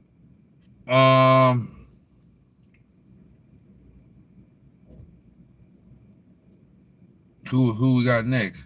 Come on, bro. What's going on? All right. Okay. So next, the Cincinnati Bengals beat the Browns 17-16. You feel me? Bengals got the win. It's cool to see them actually get a win at the beginning of the season. You feel me? Instead of starting out 0-2 and 0-3 and having to catch up, you know what I mean, like they normally do. So they got the win, but I mean, it wasn't a pretty win. You know what I'm saying? They actually probably should have lost. I ain't gonna say should have, because if you won the game, but they only won the game because Brody missed the field goal at the buzzer. You know what I mean? The Cleveland Browns missed the field goal. You know what I'm saying? Otherwise, they would have lost that game. You feel me? But they didn't. They got the win. Now I got Cincinnati. in the AFC Championship game. You feel me? I actually got Cincinnati in the Super Bowl this year. You feel me? I got Cincinnati making the Super Bowl. You feel me? Because the reason why I looked at last year, right? The defense was absolutely god awful. You did. And but if Joe Burrow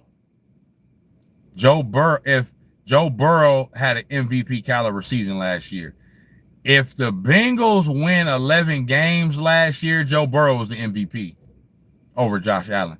Like, Joe Burrow played lights out last year, like, period, point blank. So what I'm predicting is that he's going to have the same type of season. Him and Jamar Chase, they're going to duplicate what they did last year, and the defense is going to step up a little bit, and that's going to be enough to prevail them. You know what I mean? I know it's a long shot, but hey, that's why they call it predictions, bro. You never know. So I got them making it to the Super Bowl this year. But we'll see how it goes. And then the Browns got Joey Flacco. Man, they need to go on, man. Go on, throw Shador up in there, man. Go on, throw Shador up in there, man. Let Shador run it, you know what I mean? Run the show, man. Everybody want to see Shador. Robert said they did some cheating. Yeah. You know what I'm saying? We all know. You know what I mean? The Patriots had their hand in the cookie jar. Yeah, instead of me off the top. You feel me? They was, filming practices and all that. Yeah, you know what I mean? Bill Belichick. But see, that was more Bill Belichick. That boy is a slimy, conniving motherfucker. You understand me? That boy was filming practices, taking niggas hand signals, and you know what I'm saying, all type of shit. You know what I'm saying? Then Brady jumped in on it and said, well, shit, man, I might as well deflate these balls real quick because this nigga already cheating. You understand me? I might as well go in and get in on that. You feel me? So they was doing some suspect things over there off top. You understand me? But I mean, 6 Super Bowls worth of suspect things. I mean, you can't cheat your way into 6 Super Bowls. I mean, I'm sorry. You know what I mean? Yeah, they was doing some fraudulent things, you know what I'm saying? But you can't cheat your way into 6 Super Bowls. You can't do that. You feel me? So I still give them credit. You feel me? 7 total yards of offense in the second half. Who was that, Rob? Who had 7 total yards of offense in the second half? The Bengals? You talking about the Bengals? I mean, if that's the case, damn, I might want to take my damn pick back. Oh my gosh, 7 total yards in the second half? That's atrocious. I didn't even know that. That's absolutely atrocious right there, fam. Is that me? I mean, what the hell was they doing? Yep, I'm looking at it right here. So, This the Bengals in the second half. Okay, starting the third quarter. Punt, field goal, then the fourth quarter. Punt.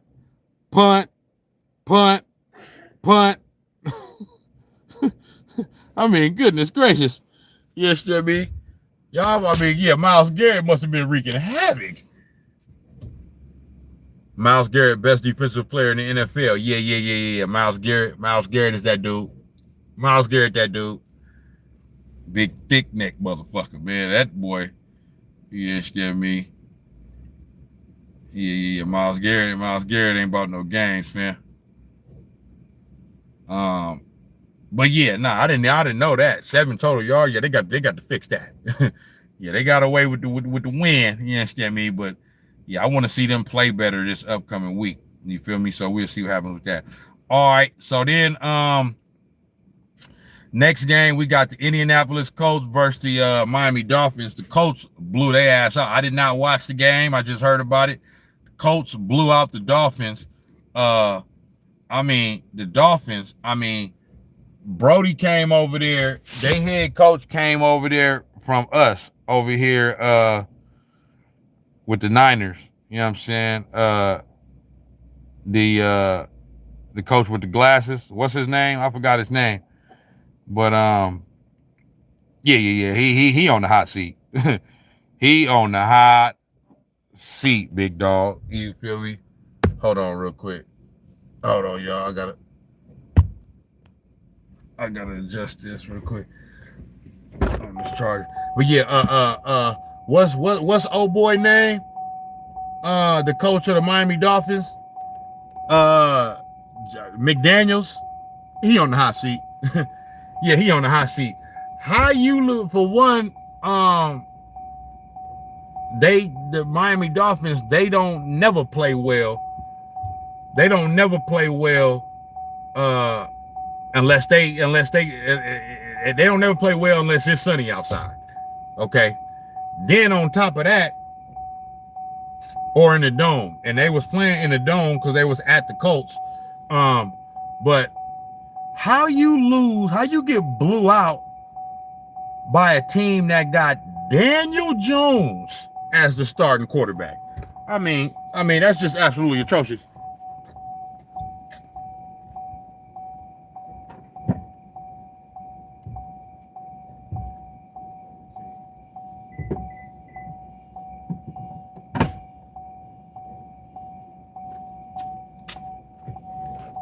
That's absolutely atrocious, big dog. Yeah, he on the hot seat. He on the hot seat for sure, for sure. Hold on, bro. Let me do this real quick. How I'm gonna do this? I need to do it I need to start this charger again. Let me see. Hold on, my fault. Yeah, Josh, what's his name? Josh McDaniels? No, not Josh McDaniels. But Anthony Richardson. Yeah. Yeah, I like what Stephen A said. Boy, if you lose your job to Daniel Jones, you ain't got much of a career. Because Daniel Jones, I mean, goodness gracious. That boy, we all seen Daniel Jones with the New York Giants. He had that one good year, you know what I'm saying? And ended up getting paid off that. But other than that, yeah, Daniel Jones is not good. You feel me? And he was good on Sunday. You feel me? He was good on Sunday, so let me look at the stats. Let me look at the statistics, fam, between the Colts and the Dolphins. But yeah, McDaniels, he on the hot seat. Yeah.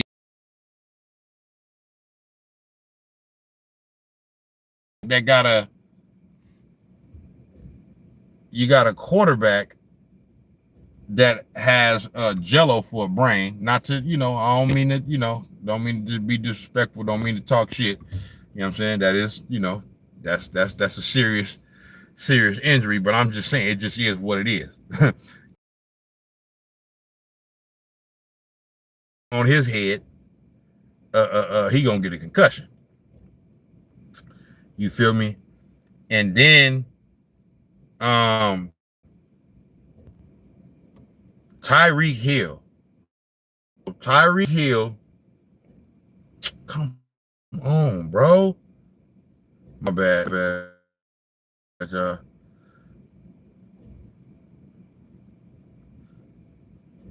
Return plug. I use a mobile. I am. Tyreek Hill.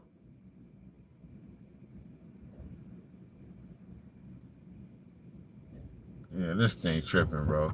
Tyreek Hill want to complain now, right? I don't want to hear nothing from Tyreek Hill, bro. You left Patrick Mahomes. Yeah. Trade Tyreek to us.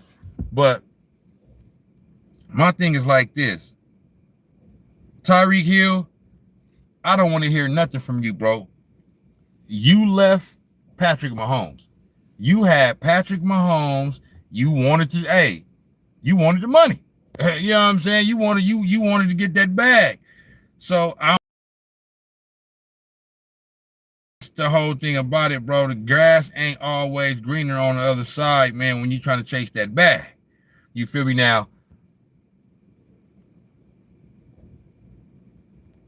Now, me, myself, Hold on, bruh. Now, me myself, right? Let me turn this off, bro. Now, me myself, right? Let me turn this off, bro, because this thing finna trip out. Me myself, if I'm Tyreek Hill, so he wanted money, so he went on ahead and went to the Dolphins. Okay, cool, bet. You wanted to get the money, but the grass ain't always. See, me myself, what I would have did was I would have stayed with Patrick Mahomes. You still would have got paid. You may not have been getting, whatever you're getting over there, 30, 35 million a year.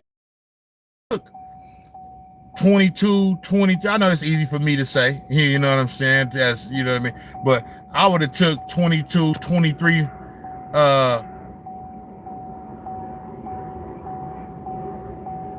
I would have took. What the hell is going on? Okay, my fault. I would have took 22, 23 million a year, stayed with Patrick Mahomes, continue to contend for championships every year.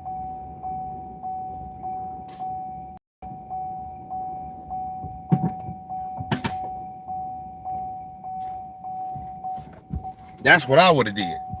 You feel me? That's what I would have did. I would have, because my whole thing is, bro, I'm going to still make money. I'm going to still get bread. You know what I'm saying? I'm going to still get my bread. And I'm going to be contending for championships every year. That's how you know they they don't think it all the way through, bro. They think just getting. Now I understand, Tyreek may have been thinking like, okay, I won that one Super Bowl, so at least I experienced that. I got me a Super Bowl ring. Now I want to get my big bag. I understand that. I'm not knocking that. I ain't mad at that. You feel me? I'm not gonna never knock a man for trying to get his money. But for me, I would have wanted to get my money and still be contending for championship. They could have had a three-headed monster over there with Patrick Mahomes, Tyreek Hill, and Travis Kelce. You feel me? So that's what I would have did. You know what I mean? Because it's like, okay, now you getting 30, 35 million a year, but you frustrated every year now. Because like I said, you got a quarterback that's injury prone. He can't stay healthy. When Tua is there, okay, when Tua is there, they do have an explosive offense. The problem is Tua, I mean, Tua gonna get hurt at some point of the season, bro. It just is what it is. He either gonna get a concussion and be out for 5, 6, 7 weeks, or he gonna sustain some other type of injury. And then they don't have a backup that's adequate enough to be able to get Tyreek Hill the ball. The wide receiver position is a very dependent position. If you don't have a quarterback that can get you the ball, you ain't gonna be successful. Period, point blank. You gotta have somebody throw you the ball. So I say all that to say, Tyreek Hill, I don't want to hear you complain about nothing. I don't want to do it. That was your day. You made your bed, now lay in it. You're getting your money. You wanted your money, you got it. You feel me? So, hey, but I don't want to hear nothing. You had one of the greatest quarterbacks of all time throwing you the ball, and you chose to leave that. You understand me? So I don't want to hear it. Enjoy your money, and you know what I mean? It is what it is. Just what that's what come with it. I don't want to hear it at all. You feel me? So that's my stance on that. Yeah, that's my stance on that. But that's what's going on over there with the Dolphins. Oh yeah, I wanted to look at the stats. Let me look at the stats real quick though for that game, man. See exactly what happened. 33 to, I mean, they got blew out. You feel me? Tua didn't play well. Okay, did Tua get hurt or something? Because Zach. Oh, okay. Well, maybe the game. Okay. I don't think Tua, because I didn't hear about Tua getting hurt. Probably what happened was they was getting blown out so bad that by the end of the game, they just put in Zach Wilson. So that's what it looks like what happened. But Tua.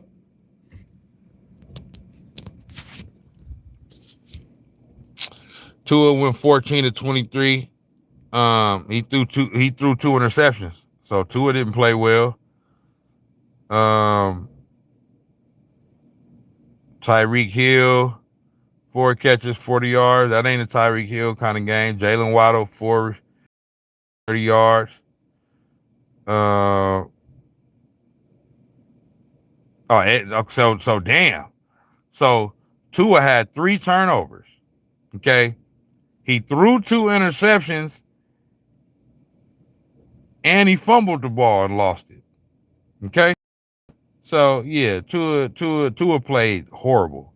That's probably the reason why they lost the game. Okay. Man, now hold on. Where the stats at for? Oh, okay, the Colts.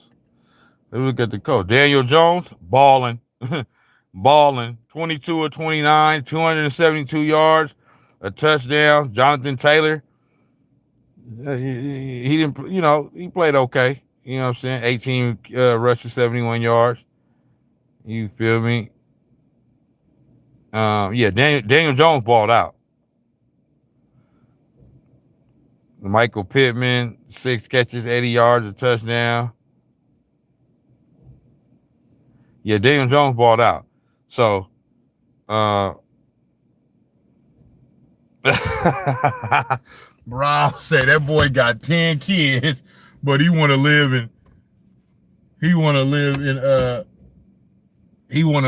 in Miami. You feel me? Yeah. He gonna end up with 20. You feel me? But yeah, nah, man. Yeah, Tyreek Hill, I don't want to hear it. I don't want to hear it, and I'm not gonna hear it. You left Patrick Mahomes. That don't make no damn sense. You feel me? So yeah.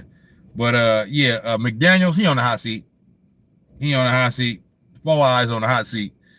You feel me? You're gonna have to do something. He ain't gonna make it through the season. If this gonna be their output for the whole year, he ain't gonna see week 8. Yeah, he gonna be up out of there. Yeah, straight up. And because they're gonna blame it on him, and it wasn't even his fault. Tua is the one that threw the game away. You understand me? But the coach gonna get the blame. Everybody in the chat, give your boy a like one time. You feel me? Trade Tyreek to the Niners though. Oh my mama. Yeah, trade Tyreek to the Niners. All right. Who next?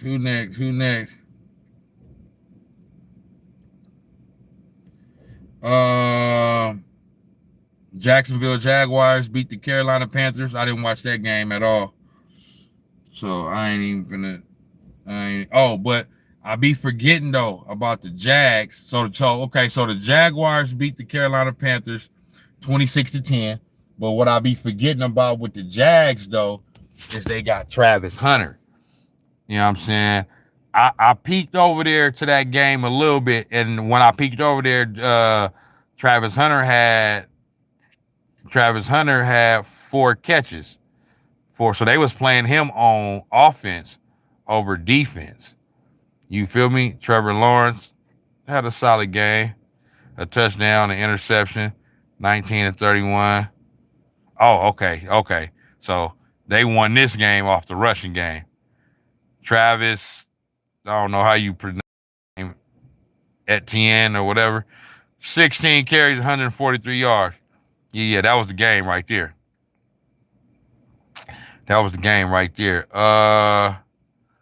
Receiving, Travis Hunter had 6 catches, 33 yards. You feel me? he play defense?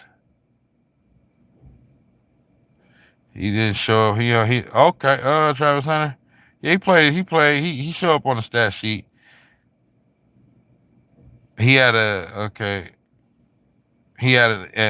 assisted tackle. So, yeah, I got to keep. Okay, Rob. Okay, Rob. You said Trav played about 10 defensive snaps. Okay, for sure.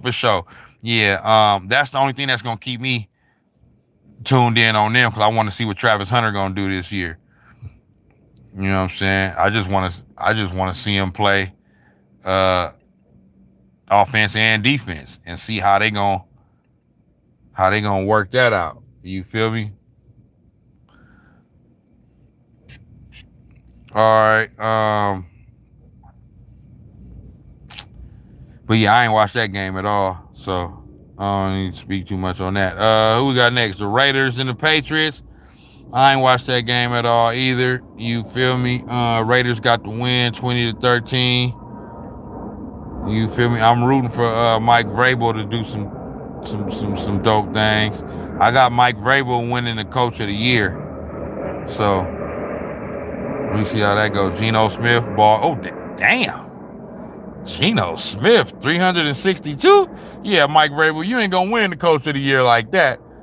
Your defense is giving up 362 passing yards. That ain't gonna happen. So you need to get that zipped up, buddy.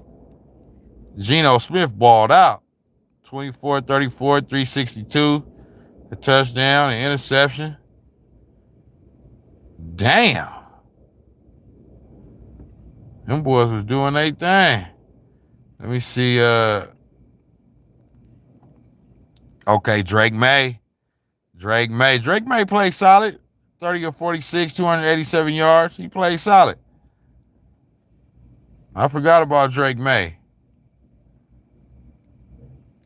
Okay. But yeah, the Raiders got the win. For all my Raiders fans out here still in the Bay, the Raiders went out here, got the win, man. Let's see who we got next. Who we got next? I say everybody in the chat, give your boy a like one time, though, man. You understand me? Cardinals, Saints. I didn't watch that game. I don't know what happened at all. Cardinals got the win, 20-13. So I ain't even finna speak on that a whole bunch. I ain't watched that game at all. Kyler Murray, 21-29, 153 yards, 2 touchdowns. Solid game. Marvin Harrison Jr. did his thing. Buda Baker. What about the Saints? Spencer Rattler. Yeah, I don't even know who the, you know what I mean? I know Spencer Rattler, but I didn't even know who their quarterback was. So I don't know what the Saints got going on. Saints is not going to be a good team this year at all. So, yeah, I ain't even finna spend a whole bunch of time on that. Cardinals got the win over the Saints, 20-13. That's about it. That's about all on that.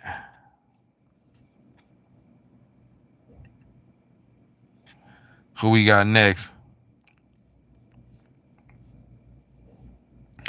Steelers Jets. That was a good game.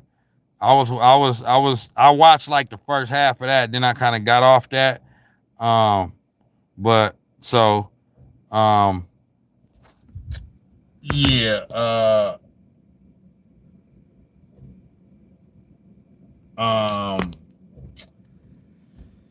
Aaron Rodgers did his thing. Aaron Rodgers kind of looking like the Aaron Rodgers of you understand me? Oh, you know what I mean? And then he wanted that one because just like he said, let me see, Jets, Steelers. He wanted that because the Jets gave up on him or whatnot. You feel me? And he even said it. You know what I mean?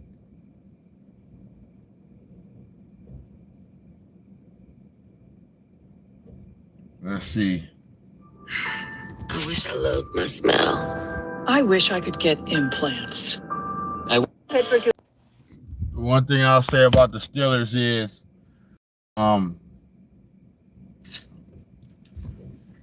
I agree with Woody. They ain't finna win no Super Bowl or nothing like that. At least that's not what I don't think so. But Mike Tomlin team is always going to be a good team. He's proven that. And then now they got Aaron Rodgers. So they should be able to make a little bit of noise. I think they'll be able to make a little bit of noise. You feel me? But I think at the end of the day, it's going to catch up with them. You feel me? And, you know, I got the Steelers making the playoffs. I think I got them losing in the wild card round, though. I got to go back and check what I said. But, yeah. But yeah, no. So just with Mike Tomlin alone as a head coach, he always find a way to at least be, you know, at least go 8-8. I know it's 17 games in the season now, but you know what I'm saying? He ain't never had a losing season. So, and then you add Aaron Rodgers to that. You feel me? So I think the Steelers is good for 10, maybe 11 wins this year, something like that. And then you got TJ Watt, one of the best defensive players in the league on defense. You know what I'm saying? So they definitely I like the Steelers. But I don't see them doing nothing special. But I know that felt good for Aaron Rodgers to get that win over the Jets because they gave up on him after, 2 years, I believe. You know, that first year he got hurt. You feel me? Let me see. Yeah, Aaron Rodgers threw 4 touchdowns.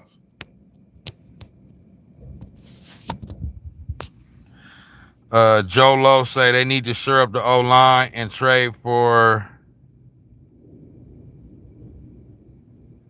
Arbonne, a losing team ending contract.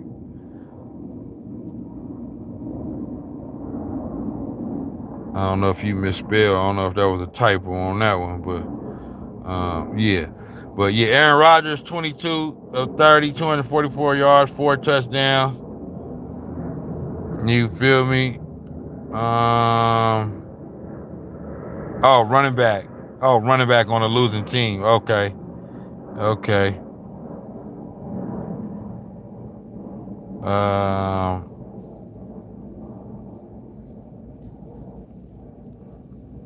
TJ Watt. What did TJ Watt do on defense? Don't look like he did nothing. TJ Watt only had 1 tackle. Damn. See, I'm sorry. If you're going to be getting paid $41 million a year, bro, I need more than 1 tackle. Now, I know they got the win. Barely. You know what I'm saying? They barely beat the Jets, though. But, you know what I'm saying? It was 34-32. But, man, if you getting paid $41 million a year, okay, $41 million, I'm gonna need a little bit more than 1 tackle, my brother. Yeah, you gonna have to come out here and show me what you got. Now, I ain't worried about TJ Watt. TJ Watt do the damn thing. And Justin Fields. Justin Fields played well, though. Okay. And we can tell that by the score and by his stats. And I watched the first half of that game, and I seen with my own eyes that Justin Fields played well. The moment was not too big for him. He was running and passing. I want to say he was running. Yep, 12 for 48. You know what I'm saying? So yeah, Justin Fields played well. The Jets might got a little action this year too. Not that they gonna do nothing major, you know what I'm saying? They ain't finna do nothing major, but the Jets might be a little bit better this year than people expect. But the Steelers got the win, so that was dope. I ain't mad at them. Who we got next? Commanders. The Commanders beat the Giants. For the New York Giants, they talking about, man, it's time for Jackson, what's his name? Jackson Dart. You know what I'm saying? They said it's time for Dart, man. Jackson Dart. they saying it's Dart time, fam. You feel me? They saying it's Dart time. I had to plug my charger in, so to raise the phone up a little bit to plug. But yeah, they saying it's time for Jackson Dart. Russell Wilson, you know what I mean? I rock with him. You dig? And all that. I definitely do. But I think it's about time to call it a career, fam. You know what I'm saying, me? Now, I'm not one to tell a professional athlete when to retire and all that, because and play as long as you can, bro. You know what I'm saying? Because once you're done, you're done. But it might be time to go on, call it a career, big dog. You know what I'm saying? But they gonna, I think they gonna still ride it out with Russell Wilson for a little bit longer, though. It's only week 1. You know what I mean? So I think they gonna still ride it out with him for a little bit longer. But you know what I mean? If you know what I mean? If they looking a little shaky this upcoming week, the fans and all that, they already ready to go to they ready to go to Justin Dart. Yep, I agree, Rob. Yeah, he ain't been the same since he left Seattle. It just is what it is. It just is what it is. And that's okay. You know what I'm saying? That was his prime right there. You feel me? But yeah, you know what I mean? Ain't nothing wrong with it. It all, you know what I mean? You can't stay at the top forever. And then the Commanders, I love the boy. What's his name? McDaniels or Daniels? Yeah, I love the boy.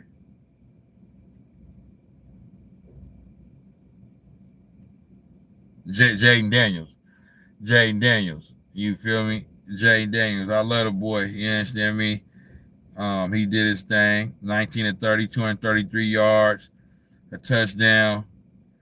You feel me? Yeah, the Commanders got action, bro. The Commanders got action. They got themselves a franchise quarterback. And I said this on the live. I said this on my last live a few days ago. Hey, at the start of last year, in 2024, nobody thought that. If you would have told anybody that the Washington Commanders was going to be in the NFC Championship game last year, well, nobody would have believed you. I would have laughed at you. You know what I'm saying? So, the fact that the Commanders is in the position that they in right now is dope. You feel me?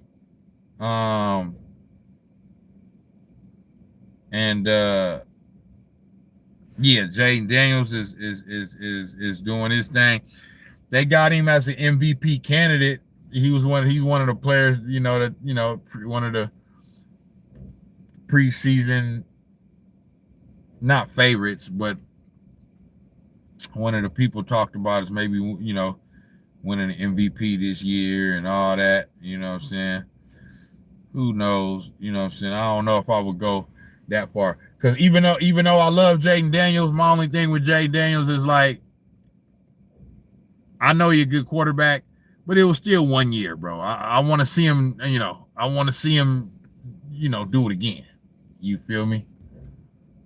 I want to see him do it again for sure. And but they off to a good start. So that's dope. But Commanders 21-6 over the Giants, you dig? And but the dope thing about the Commanders and Jaden Daniels is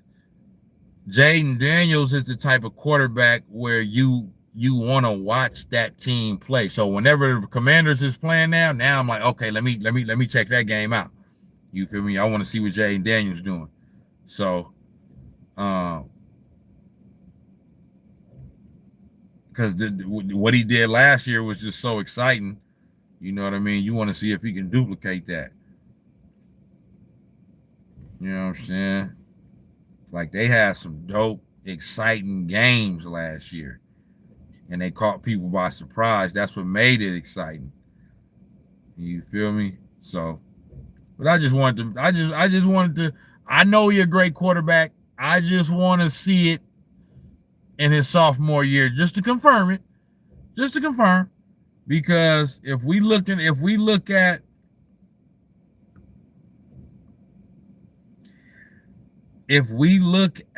and I'm gonna get to them in a minute, but if we look at my boy from the Houston Texans that had that dope rookie year, CJ.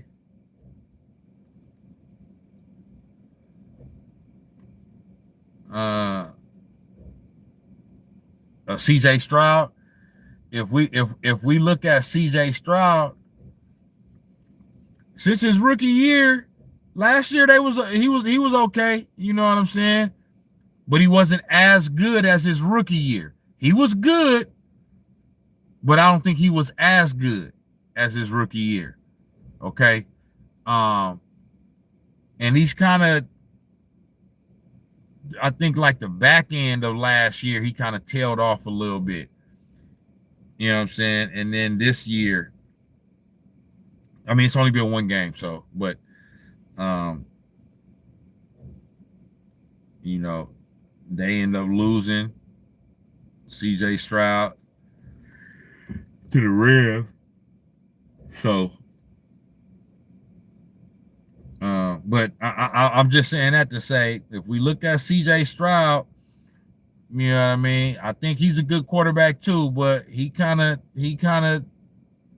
this is his third year. He kind of tailing off a little bit, you know what I mean, than what he was his rookie year. So that's all I'm saying about Jaden Daniels. I just want to see him, you know what I mean? I just want to see if he able to keep up that same level of play that he had last year.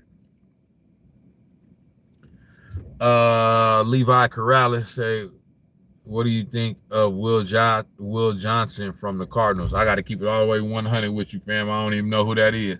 I ain't even watched the Cardinals, you know what I'm saying? But I'm sure if he's doing his thing, I'll end up knowing who he is. But my bad, I don't know who Will Johnson is. What position he play? I don't know who that is. You feel me? I ain't finna fake the funk, big dog. All right, then the next game we had the Broncos against the Tennessee Titans. Did not watch that game at all. Not 1 second of it. The Broncos beat the Titans 20-12. You feel me? Let me look at the statistics, man. Cam Ward. Okay, yeah, they got Cam Ward over there with the Titans. He didn't have a good game. He didn't throw no interceptions. Damn. I want to show y'all this, but I got to keep the phone on the charger. I keep forgetting that. Cam Ward was 12 of 28. That's not good. Well under 50%. That's not good at all. 112 yards. That's not good. You know what I mean? So, I mean, the Titans ain't going to be a good team this year. You know what I mean? So I don't expect them to.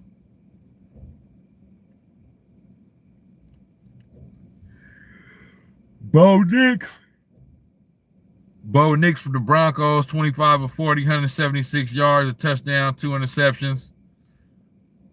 I think if they was playing a better team, the Broncos probably would have lost. But because they were playing the Titans, you know what I mean, they was able to get the win. But a better team, the Broncos probably lose. You feel me? So, but yeah, you know, I didn't watch that game, so it's certain games every week that I'm probably just not gonna be tapped into. That's one of them. All right, next, my Niners, man. I was watching that game, man. We pulled it out at the end. We got the win over the Seahawks, 17-13. Brock Purdy with the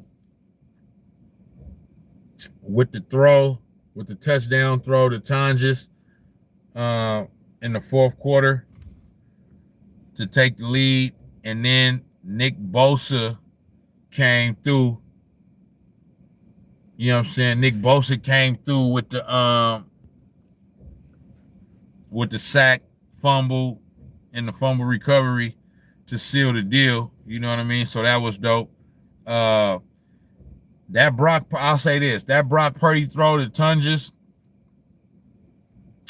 when I was watching it, you feel me? To me, that was, you feel me? That was, I think that was kind of luck. I'm gonna just come out and just say it, you know what I mean? But I'll take it. I'll take it like a motherfucker. He just kind of threw it up there. Tonjes went up there and grabbed it, but it seemed like the cornerback, the defender, he either like wasn't paying attention or he just wasn't ready, or I don't know what it was. But I think had he been more like aggressive, he could have picked that off. You know what I'm saying? But I'll take it. We got the win. Yeah, our kicker. So he just got released today. Thank the Lord. Thank the Lord. I mean, this guy, Jake Moody, he ended up getting in his head, bro. Like he was in his own head. Like once you get to that point, bro, like it ain't even about the physical no more. His confidence is gone. He's mentally absolutely shot. And you know what I'm saying? I'm glad that they released him because he was going to end up costing us a game. Like straight up, bro. Like you just a kicker, bro. Make your field goals. Like make the field goals, bro. You understand me? Like your job ain't even hard, big dog. You understand me? It ain't hard at all. You got to make your field goals, bro. You understand me? So, but the news came out today that he ended up getting released, and then they signed somebody else. So I'm satisfied with that. Niners, we got some injury issues, man. We got some injury issues. It seems like we always got some injury issues. I had us going to the Super Bowl this year. You feel me? I know people could say, oh, then you only saying that because that's your team and this and that, blah, blah, blah. Partly, but you know what I mean? I was looking at it from the standpoint of we got a little bit of a weaker schedule this year. And I was just looking at it from the standpoint of like, I know we lost a few players. Deebo Samuel is a big loss because he's one of our premier playmakers over the past 4 or 5 years. For sure. He was my favorite player on the team. You understand me? Danny May said the Niners are cooked now. We'll see. You know what I'm saying? We still have a favorable schedule. Like I think we play the Saints this week. So, you know what I mean?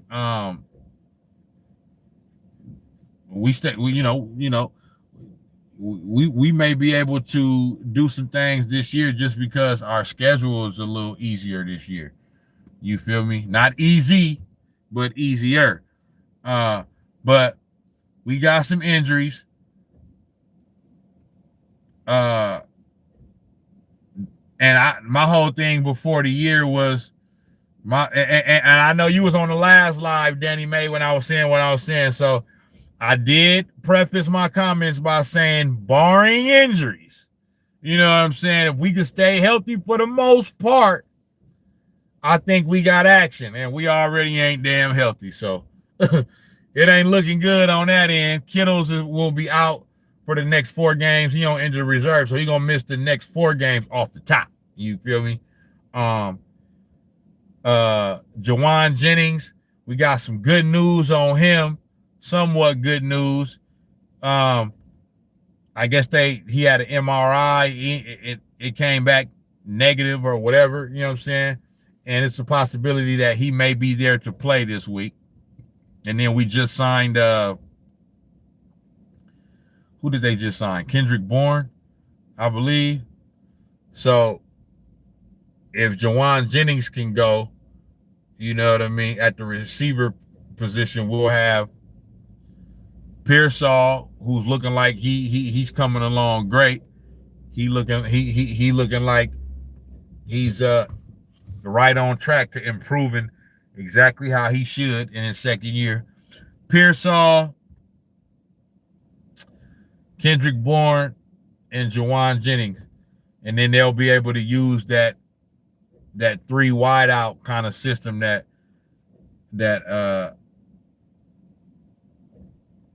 Kyle can use, you know what I'm saying? And then it's a bummer not having George Kittle. He's the best tight end in the league, so that's going to affect us. But hey, hopefully Tunges can fill in and do some things. And then we got Christian McCaffrey in the backfield now. That's another. Hey, we gotta just see how that's gonna go. You know what I mean? Because Christian could go down at any damn minute. You know what I mean? He's injury prone too. So we looking kind of iffy with injuries. And then Brock Purdy got some stuff going on. He got something going on with his shoulder, and then he got something going on with his toe. Kyle Shanahan didn't get into specifics, but he did say that the toe is worser than the shoulder. You know what I'm saying? So it's up in the air whether he'll play this week. So long as Brock Purdy is out there, I ain't too worried. But at least we do have somewhat of an adequate, solid backup. I'm not saying you know what I mean? It is you know, Patrick Mahomes and nothing like that, but Mac Jones has been a starter in the league. You feel me? He knows the game, and Kyle Shanahan originally wanted to draft him when he was coming out of college as a rookie. You feel me? So that was the Trey Lance year. So and he's a cerebral quarterback. He's prone to make some mistakes and all that, but as long as Kyle Shanahan, if Brock Purdy is not able to play, as long as Kyle keeps it conservative, Mac Jones can get the job done straight up for at least for a week or two. You know what I mean? Big Boss Hog, what's going on with my guy, man, with my big bro? What's up with you, Rob? Danny May say some people got to step up for real. Pearsall got to step all the way up. Yeah, Pearsall doing his thing. Pearsall had a big play. You know what I mean? A 45-yard catch. You feel me? Rob say we should have drafted Sanders in the 4th. Oh, you talking about Shador? Yeah, that would have been. Yeah. You know, Kyle Shanahan don't want all the hoopla. Kyle Shanahan ain't with all the hoopla. You understand me? So, yeah, everybody in the chat, give your boy a like one time, though. You understand me? Get your boy to at least 15. You know what I mean? I've been stuck at 10 for a minute. At least get your boy to 15 of them, big dog. John E. say Raiders going to the playoffs this season. We'll see. We'll see. You know what I mean? Geno Smith been playing solid, though, the past few years. So, he a solid quarterback, but we'll see. But with the Niners, The injury bug. My thing just be like, bruh, it's week 1, bro. Like, how you injured already? You feel me? You ain't even did shit. You feel me? It's like, damn. You feel me? You know, that's more for like George Kittle and Jawan Jennings. You know what I'm saying? It's like, bruh, you know, George Kittle has a history of being hurt. You know what I mean? He just do. I'll say this. This is what I will say about the Niners in their injury history. Man, once this crop of veterans is done with their contracts, bro, it's gonna be time to move on, bro, because the same vets keep getting hurt now. I mean, the thing about Christian McCaffrey is, Rob said lack of conditioning. I don't know, bro. I just think they got players that's just injury prone, bro. Like, you know what I'm saying? Like, Christian McCaffrey had injury issues when he was with Carolina. You know what I'm saying? So he's just injury prone. You know what I'm saying? George Kittle, another one, injury prone. You know what I'm saying? It just is what it is. He gets hurt. You know what I mean? But what was I gonna say? Christian McCaffrey, when he's on the field, he still produces. Like, he's still one of the top running backs in the league. He's still one of the top offensive players in the league. You know what I'm saying? So I'm not worried about Christian McCaffrey when he's on the field. You know what I mean? But it's just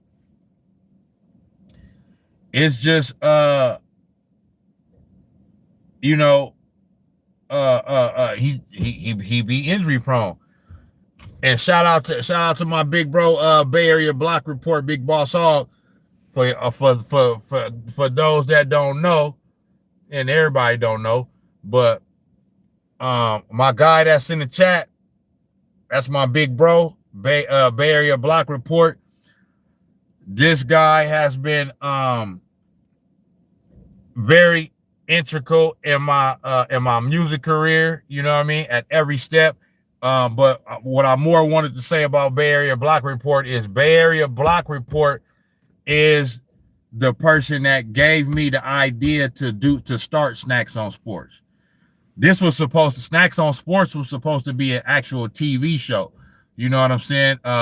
We was gonna be on we was gonna air locally, and we actually did do one episode locally on you know, on local TV on out of Oakland. What was it called, Tim? What was the name of the TV station? I forgot, my bad.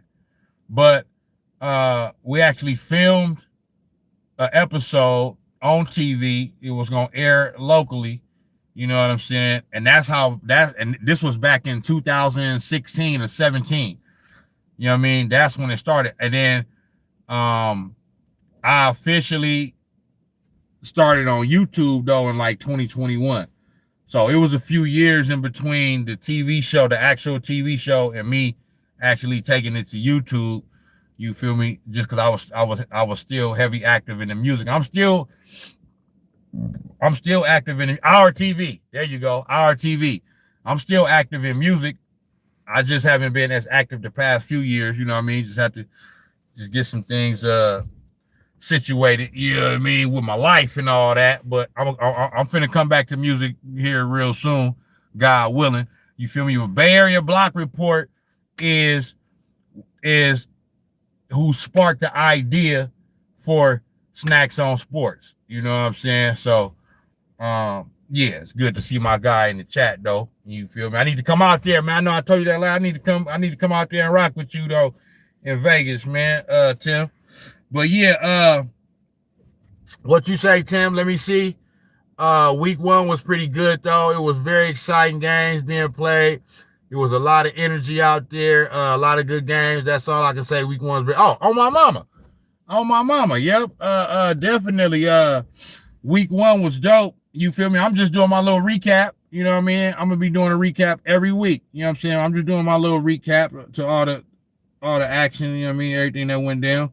But yeah, when Christian McCaffrey is out there, he still produce. You feel me? But yeah, it's just that, you know what I mean? You got to worry about him getting banged up, you know, here or there. But my whole thing with the Niners was that I still felt like, even with the loss of Deebo Samuel, and even with the loss of like Dre Greenlaw and a couple other little role players that we had, you feel me? I still felt like, okay, we got Brock Purdy, we got Christian McCaffrey, we got George Kittle, we still got Trent Williams, we still got Nick Bosa, we still got Fred Warner, we still got Deommodore Lenoir. So, I mean, we still got all pros at every position. You feel me? We just not as stacked as we were. And we still got our all-pro fullback, Kyle Juszczyk. You understand me? So, I was just looking at it from the standpoint of, if we could stay healthy with a weaker schedule this year, we should be able to hopefully win a division and then go from there. You feel me? But you know, we already damn banged up. I'm like, damn, week 1, bro. What the hell your ass been doing? You know what I mean? We banged up all damn ready. Goodness gracious. You feel me? So, but you know, shit happened. But we got the win, so that's all that matter. You feel me? And the good thing though, the good thing about the Niners though, we got our defensive coordinator back though, Robert Saleh. The defense played well. So the defense, hopefully the defense will be able to carry us, not carry us, but the defense will, hopefully our defense will be able to keep us in games this year. You know what I'm saying? So that Brock Purdy can do what he did in the fourth quarter. You feel me? And hopefully we can win like that until Brandon Ayuk come back mid-season. Hopefully when George Kittle come back. Because one thing about George Kittle is he do get banged up a lot, but when he gets hurt and then he comes back, he does have a tendency to not get hurt again for the rest of the year. So I'm hopeful that George Kittle, when he gets back, he'll be able to stay healthy for the rest of the year. Not healthy, but at least healthy enough to play. Because I love that saying from Shannon Sharp, and it's true. Because it's week 1. If y'all already hurt, like you ain't gonna get like healthier as the season go along. You may be healthy enough to play, but you ain't gonna get more healthy playing football.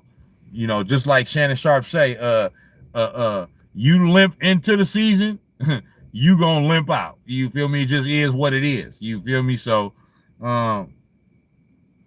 it's not a good look injury wise, but we got the win.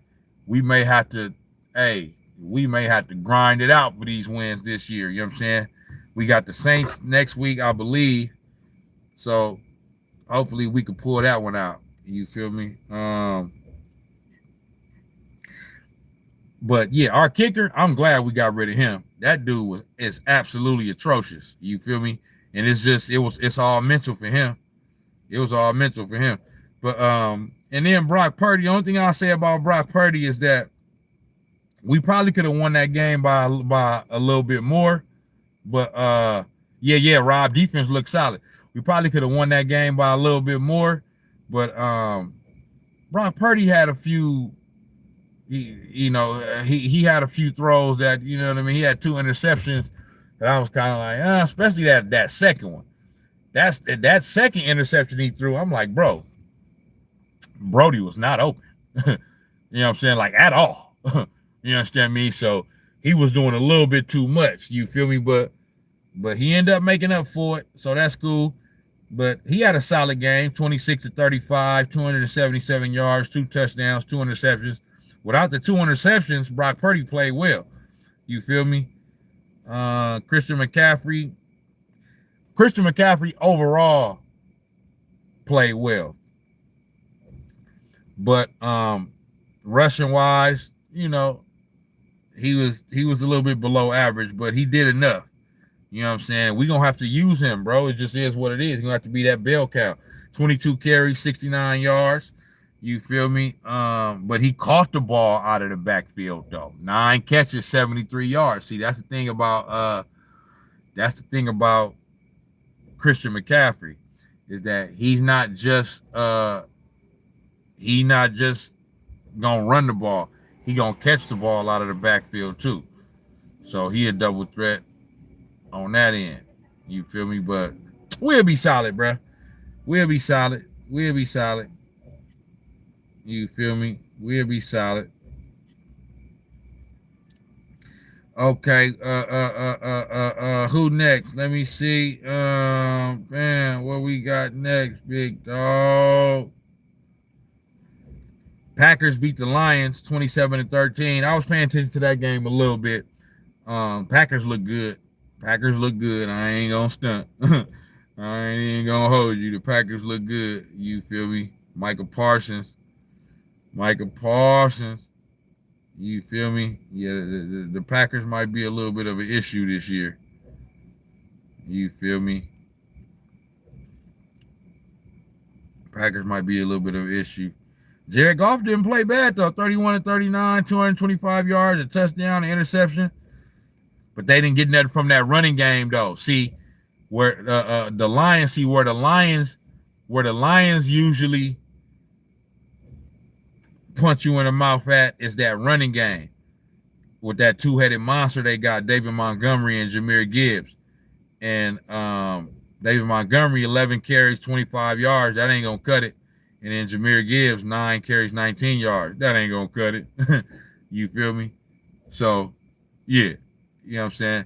That's where they faltered at. And that's the reason why Jared Goff had to throw the ball 39 times. You feel me? Because their running game wasn't popping. So they got to get that running game popping. You feel me? Let me look at the Packers stats. Jordan Love, 16-22, 188 yards, 2 touchdowns. He didn't turn the ball over, so that's what's most important for him. He didn't go over 200 yards passing, but he didn't turn the ball over, and he threw 2 touchdowns. So he played solid.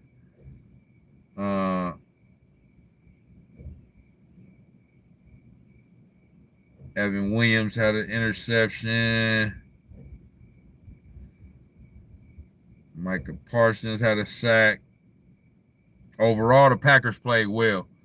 So Packers beat the Lions 27-13. I think the Lions are still going to be all right. I think they still going to be all right. You feel me? It's week 1. They'll be all right. Who we got next? The Rams beat the Texans. So, yeah, the Rams beat the Texans 14-9, low-scoring game. I didn't watch that game.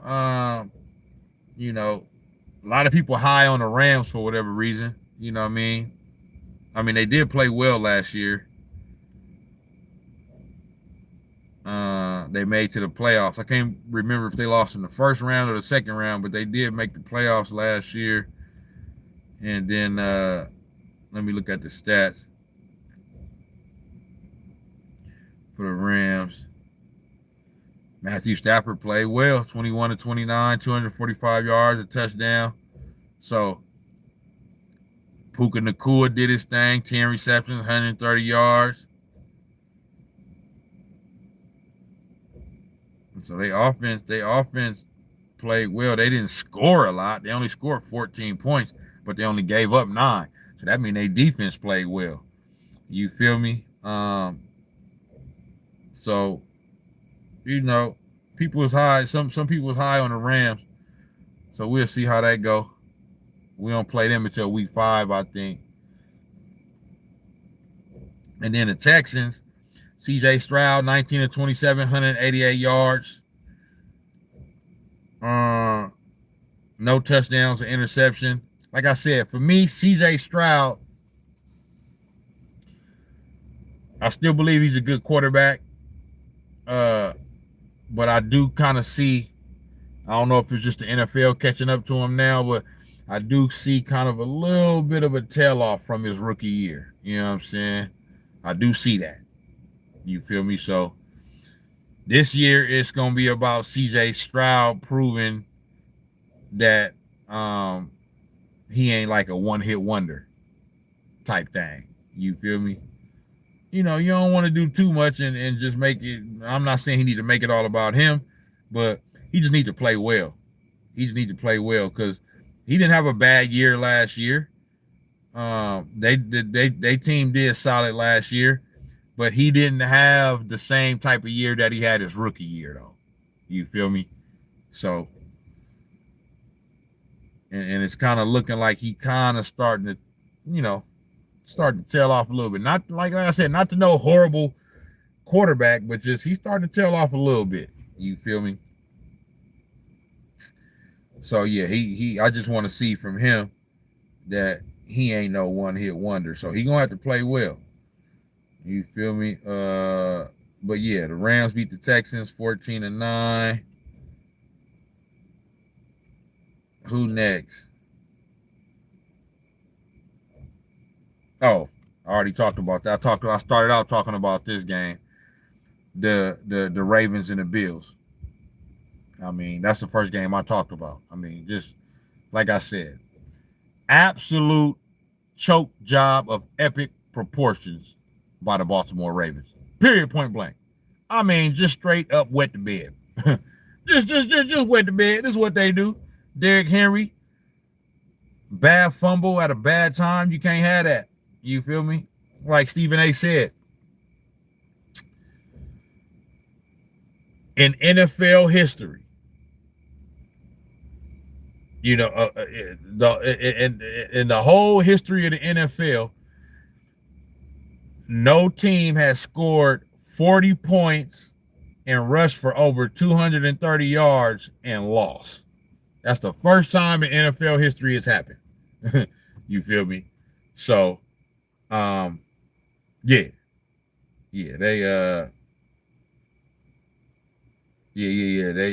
blew that. And like I said earlier, that's the type of game that can come back and haunt you, bro. You know what I'm saying? When you down the road, you know what I mean? When you fighting for a certain type of playoff seeding or whatever, because the Ravens gonna be solid. You know what I mean? They gonna be okay. But giving up a game like that when you basically got it in the bag is I mean, every team is gonna have a game like that this year. You feel me? Where they gonna blow they're gonna blow a game like that. It happens to every team, but Bay Area Blockport said Baymont Hotel, that was a damn good game. And I see Baltimore. Oh yeah, straight up. That was the best game of the week. That was the best game of the week. And I see Baltimore going to the Super Bowl this year, at least to the playoffs. I'm going to give them that. Oh yeah, I got Baltimore. I got Baltimore in the AFC Championship game for sure. I got Baltimore in the AFC Championship game. I got Baltimore going to the Super Bowl this year, at least to the playoffs. I'm going to give them that. They were solid all the way around. Yep. Yeah, they just blew that game, bro. They just blew it down the stretch. It's no way they should have lost that, but they did. You feel me? They dominated that game. They was in full control of that game. So yeah, but I started out this stream talking about that game, so I didn't already said everything I had to say about that. The last game of the week was Vikings Bears. That was a dope game. I love to see JJ McCarthy doing this thing. He come from one of my colleges that I love to root for, Michigan. Another dope thing about that game is number 26, the cornerback from the Chicago Bears, Nashawn Wright. That's the little homie from the hood. You feel me? That's DeAndre Forks' little brother. You know what I'm saying? DeAndre Forks, if y'all go on this same YouTube page and go look at some of my music videos. DeAndre shot and edited and filmed some of my music videos. He did if y'all go check out Rep the Set, he's the videographer behind that. He did Bravo. You feel me? Go find the music video Bravo. He did Bravo. You feel me? Dope photographer, dope videographer, you know what I'm saying? Dope video director, editor, and all that. But yeah, Nashawn Wright is DeAndre's little brother. He got drafted by the Cowboys. He was with the Cowboys. And then last year he was with the Vikings practice squad. And now he with the Bears. You know what I'm saying? So so that was dope. And he got a pick six. He got the pick six last night. So one of our hometown representatives, one of our East Palo Alto natives, that was who got that pick six last night from the Chicago Bears. We got a lot of young brethren in the NFL right now. You feel me? Starting with Devontae Adams. Everybody know about Tay. You feel me? But yeah. So that was dope to see. It was dope to see Nashawn get some shine. You feel me? On the big stage. But yeah, the Vikings, JJ McCarthy, the Vikings, here you go right here. Here you go right here. I'm looking at it right here, right now. I'm looking at it right here, right now. Just the little homie right here.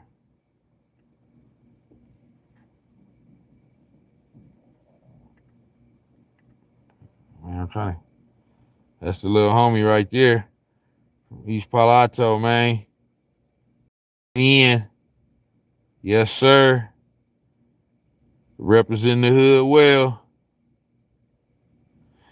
Rob, shout out, bro. I'm finna end this live too. I've been on this thing for 3 hours. But yep.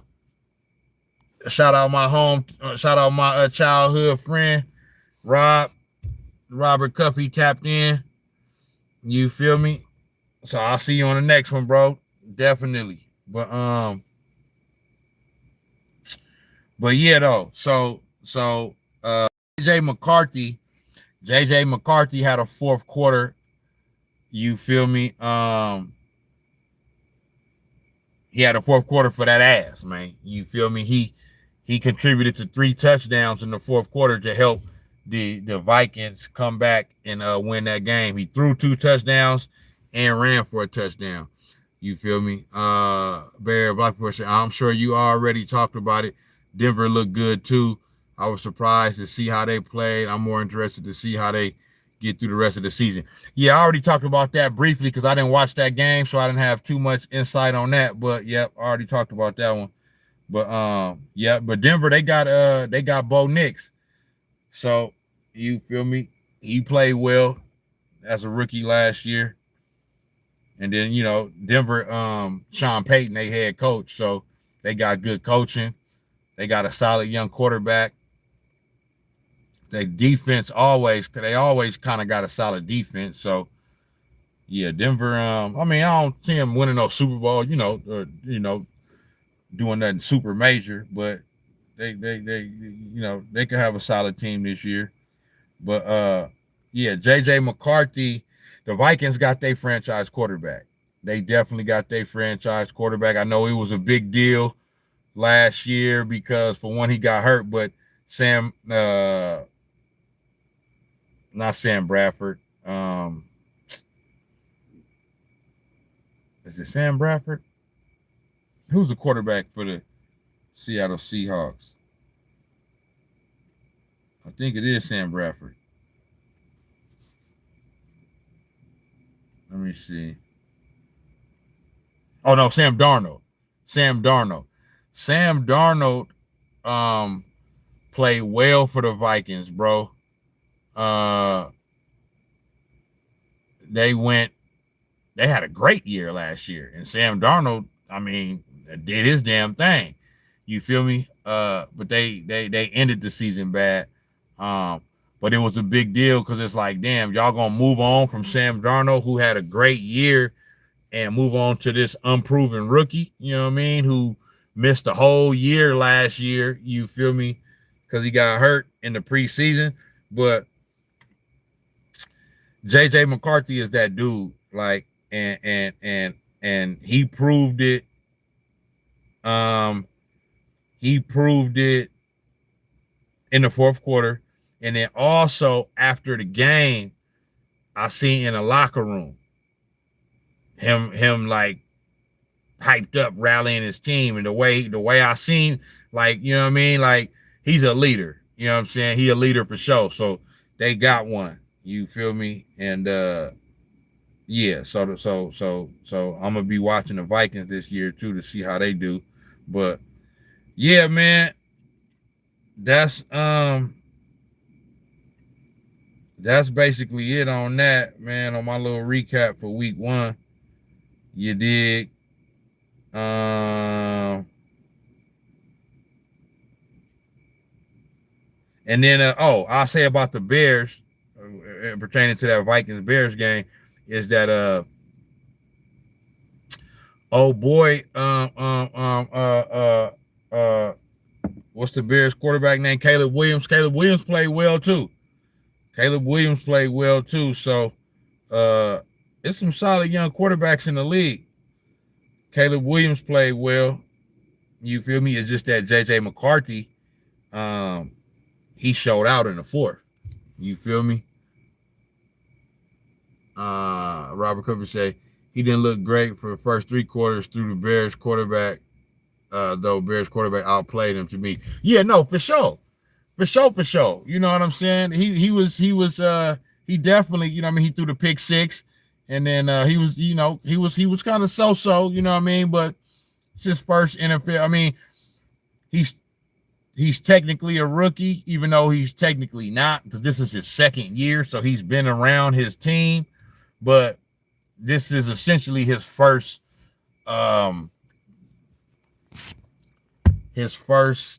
football action. You know what I'm saying? Because he missed the entire season last year. You feel me? So that's to be expected. But he did, as a young player, he didn't he didn't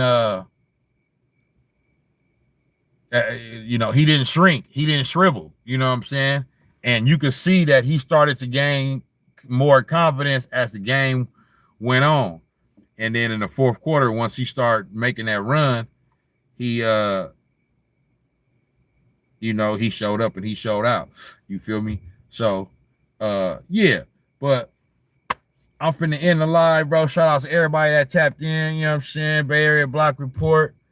Jordan O'Bar said, who gonna win Thursday? Packers and Commanders Thursday night. That's a game right there. That's a game. Packers, Commanders, Thursday night. I'm gonna say where they playing at. Rob say the Packers. Where they playing at? Is they playing at Lambeau, or is they playing in Washington? You feel me? I'm gonna say I'm gonna go Commanders. You know what I'm saying? I'm gonna go Commanders. You feel me? I'm gonna go Commanders with the upset. You know what I mean? I'm gonna go Commanders with the upset. You feel me? So, but yeah. So, but I'm gonna be tapped into that one. But yeah, shout out everybody, man, that tapped in with their boy, man, Rob, my G-Town partner. You know what I'm saying? Tim, Bay Area Block Report. You know what I'm saying? Sizzle tapped in a little bit earlier. Loaded True. My boy Danny May tapped in. My other partner that be sliding through. Where he at? I'm going back.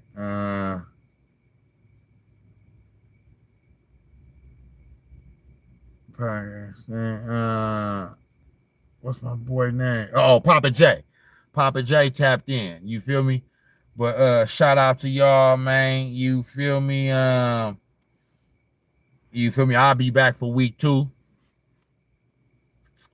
See, it's the only thing about the NFL is that, see, during the NBA season, this game's back to back to back. You know what I mean? So whenever something happened, then the NBA just be drama. So it always be something to talk about damn near every night. You feel me? And then with the playoffs, during the NBA playoffs, it was so dope. You know what I mean? That's why I was on more like damn near every night. You feel me? But hopefully throughout the week, somebody give me something to talk about before week 2 recap. You know what I mean? Because I want to be active more, more during the NFL season than just once a week. You know what I mean? I want to come on here at least like 3 nights out of, 3 times a week.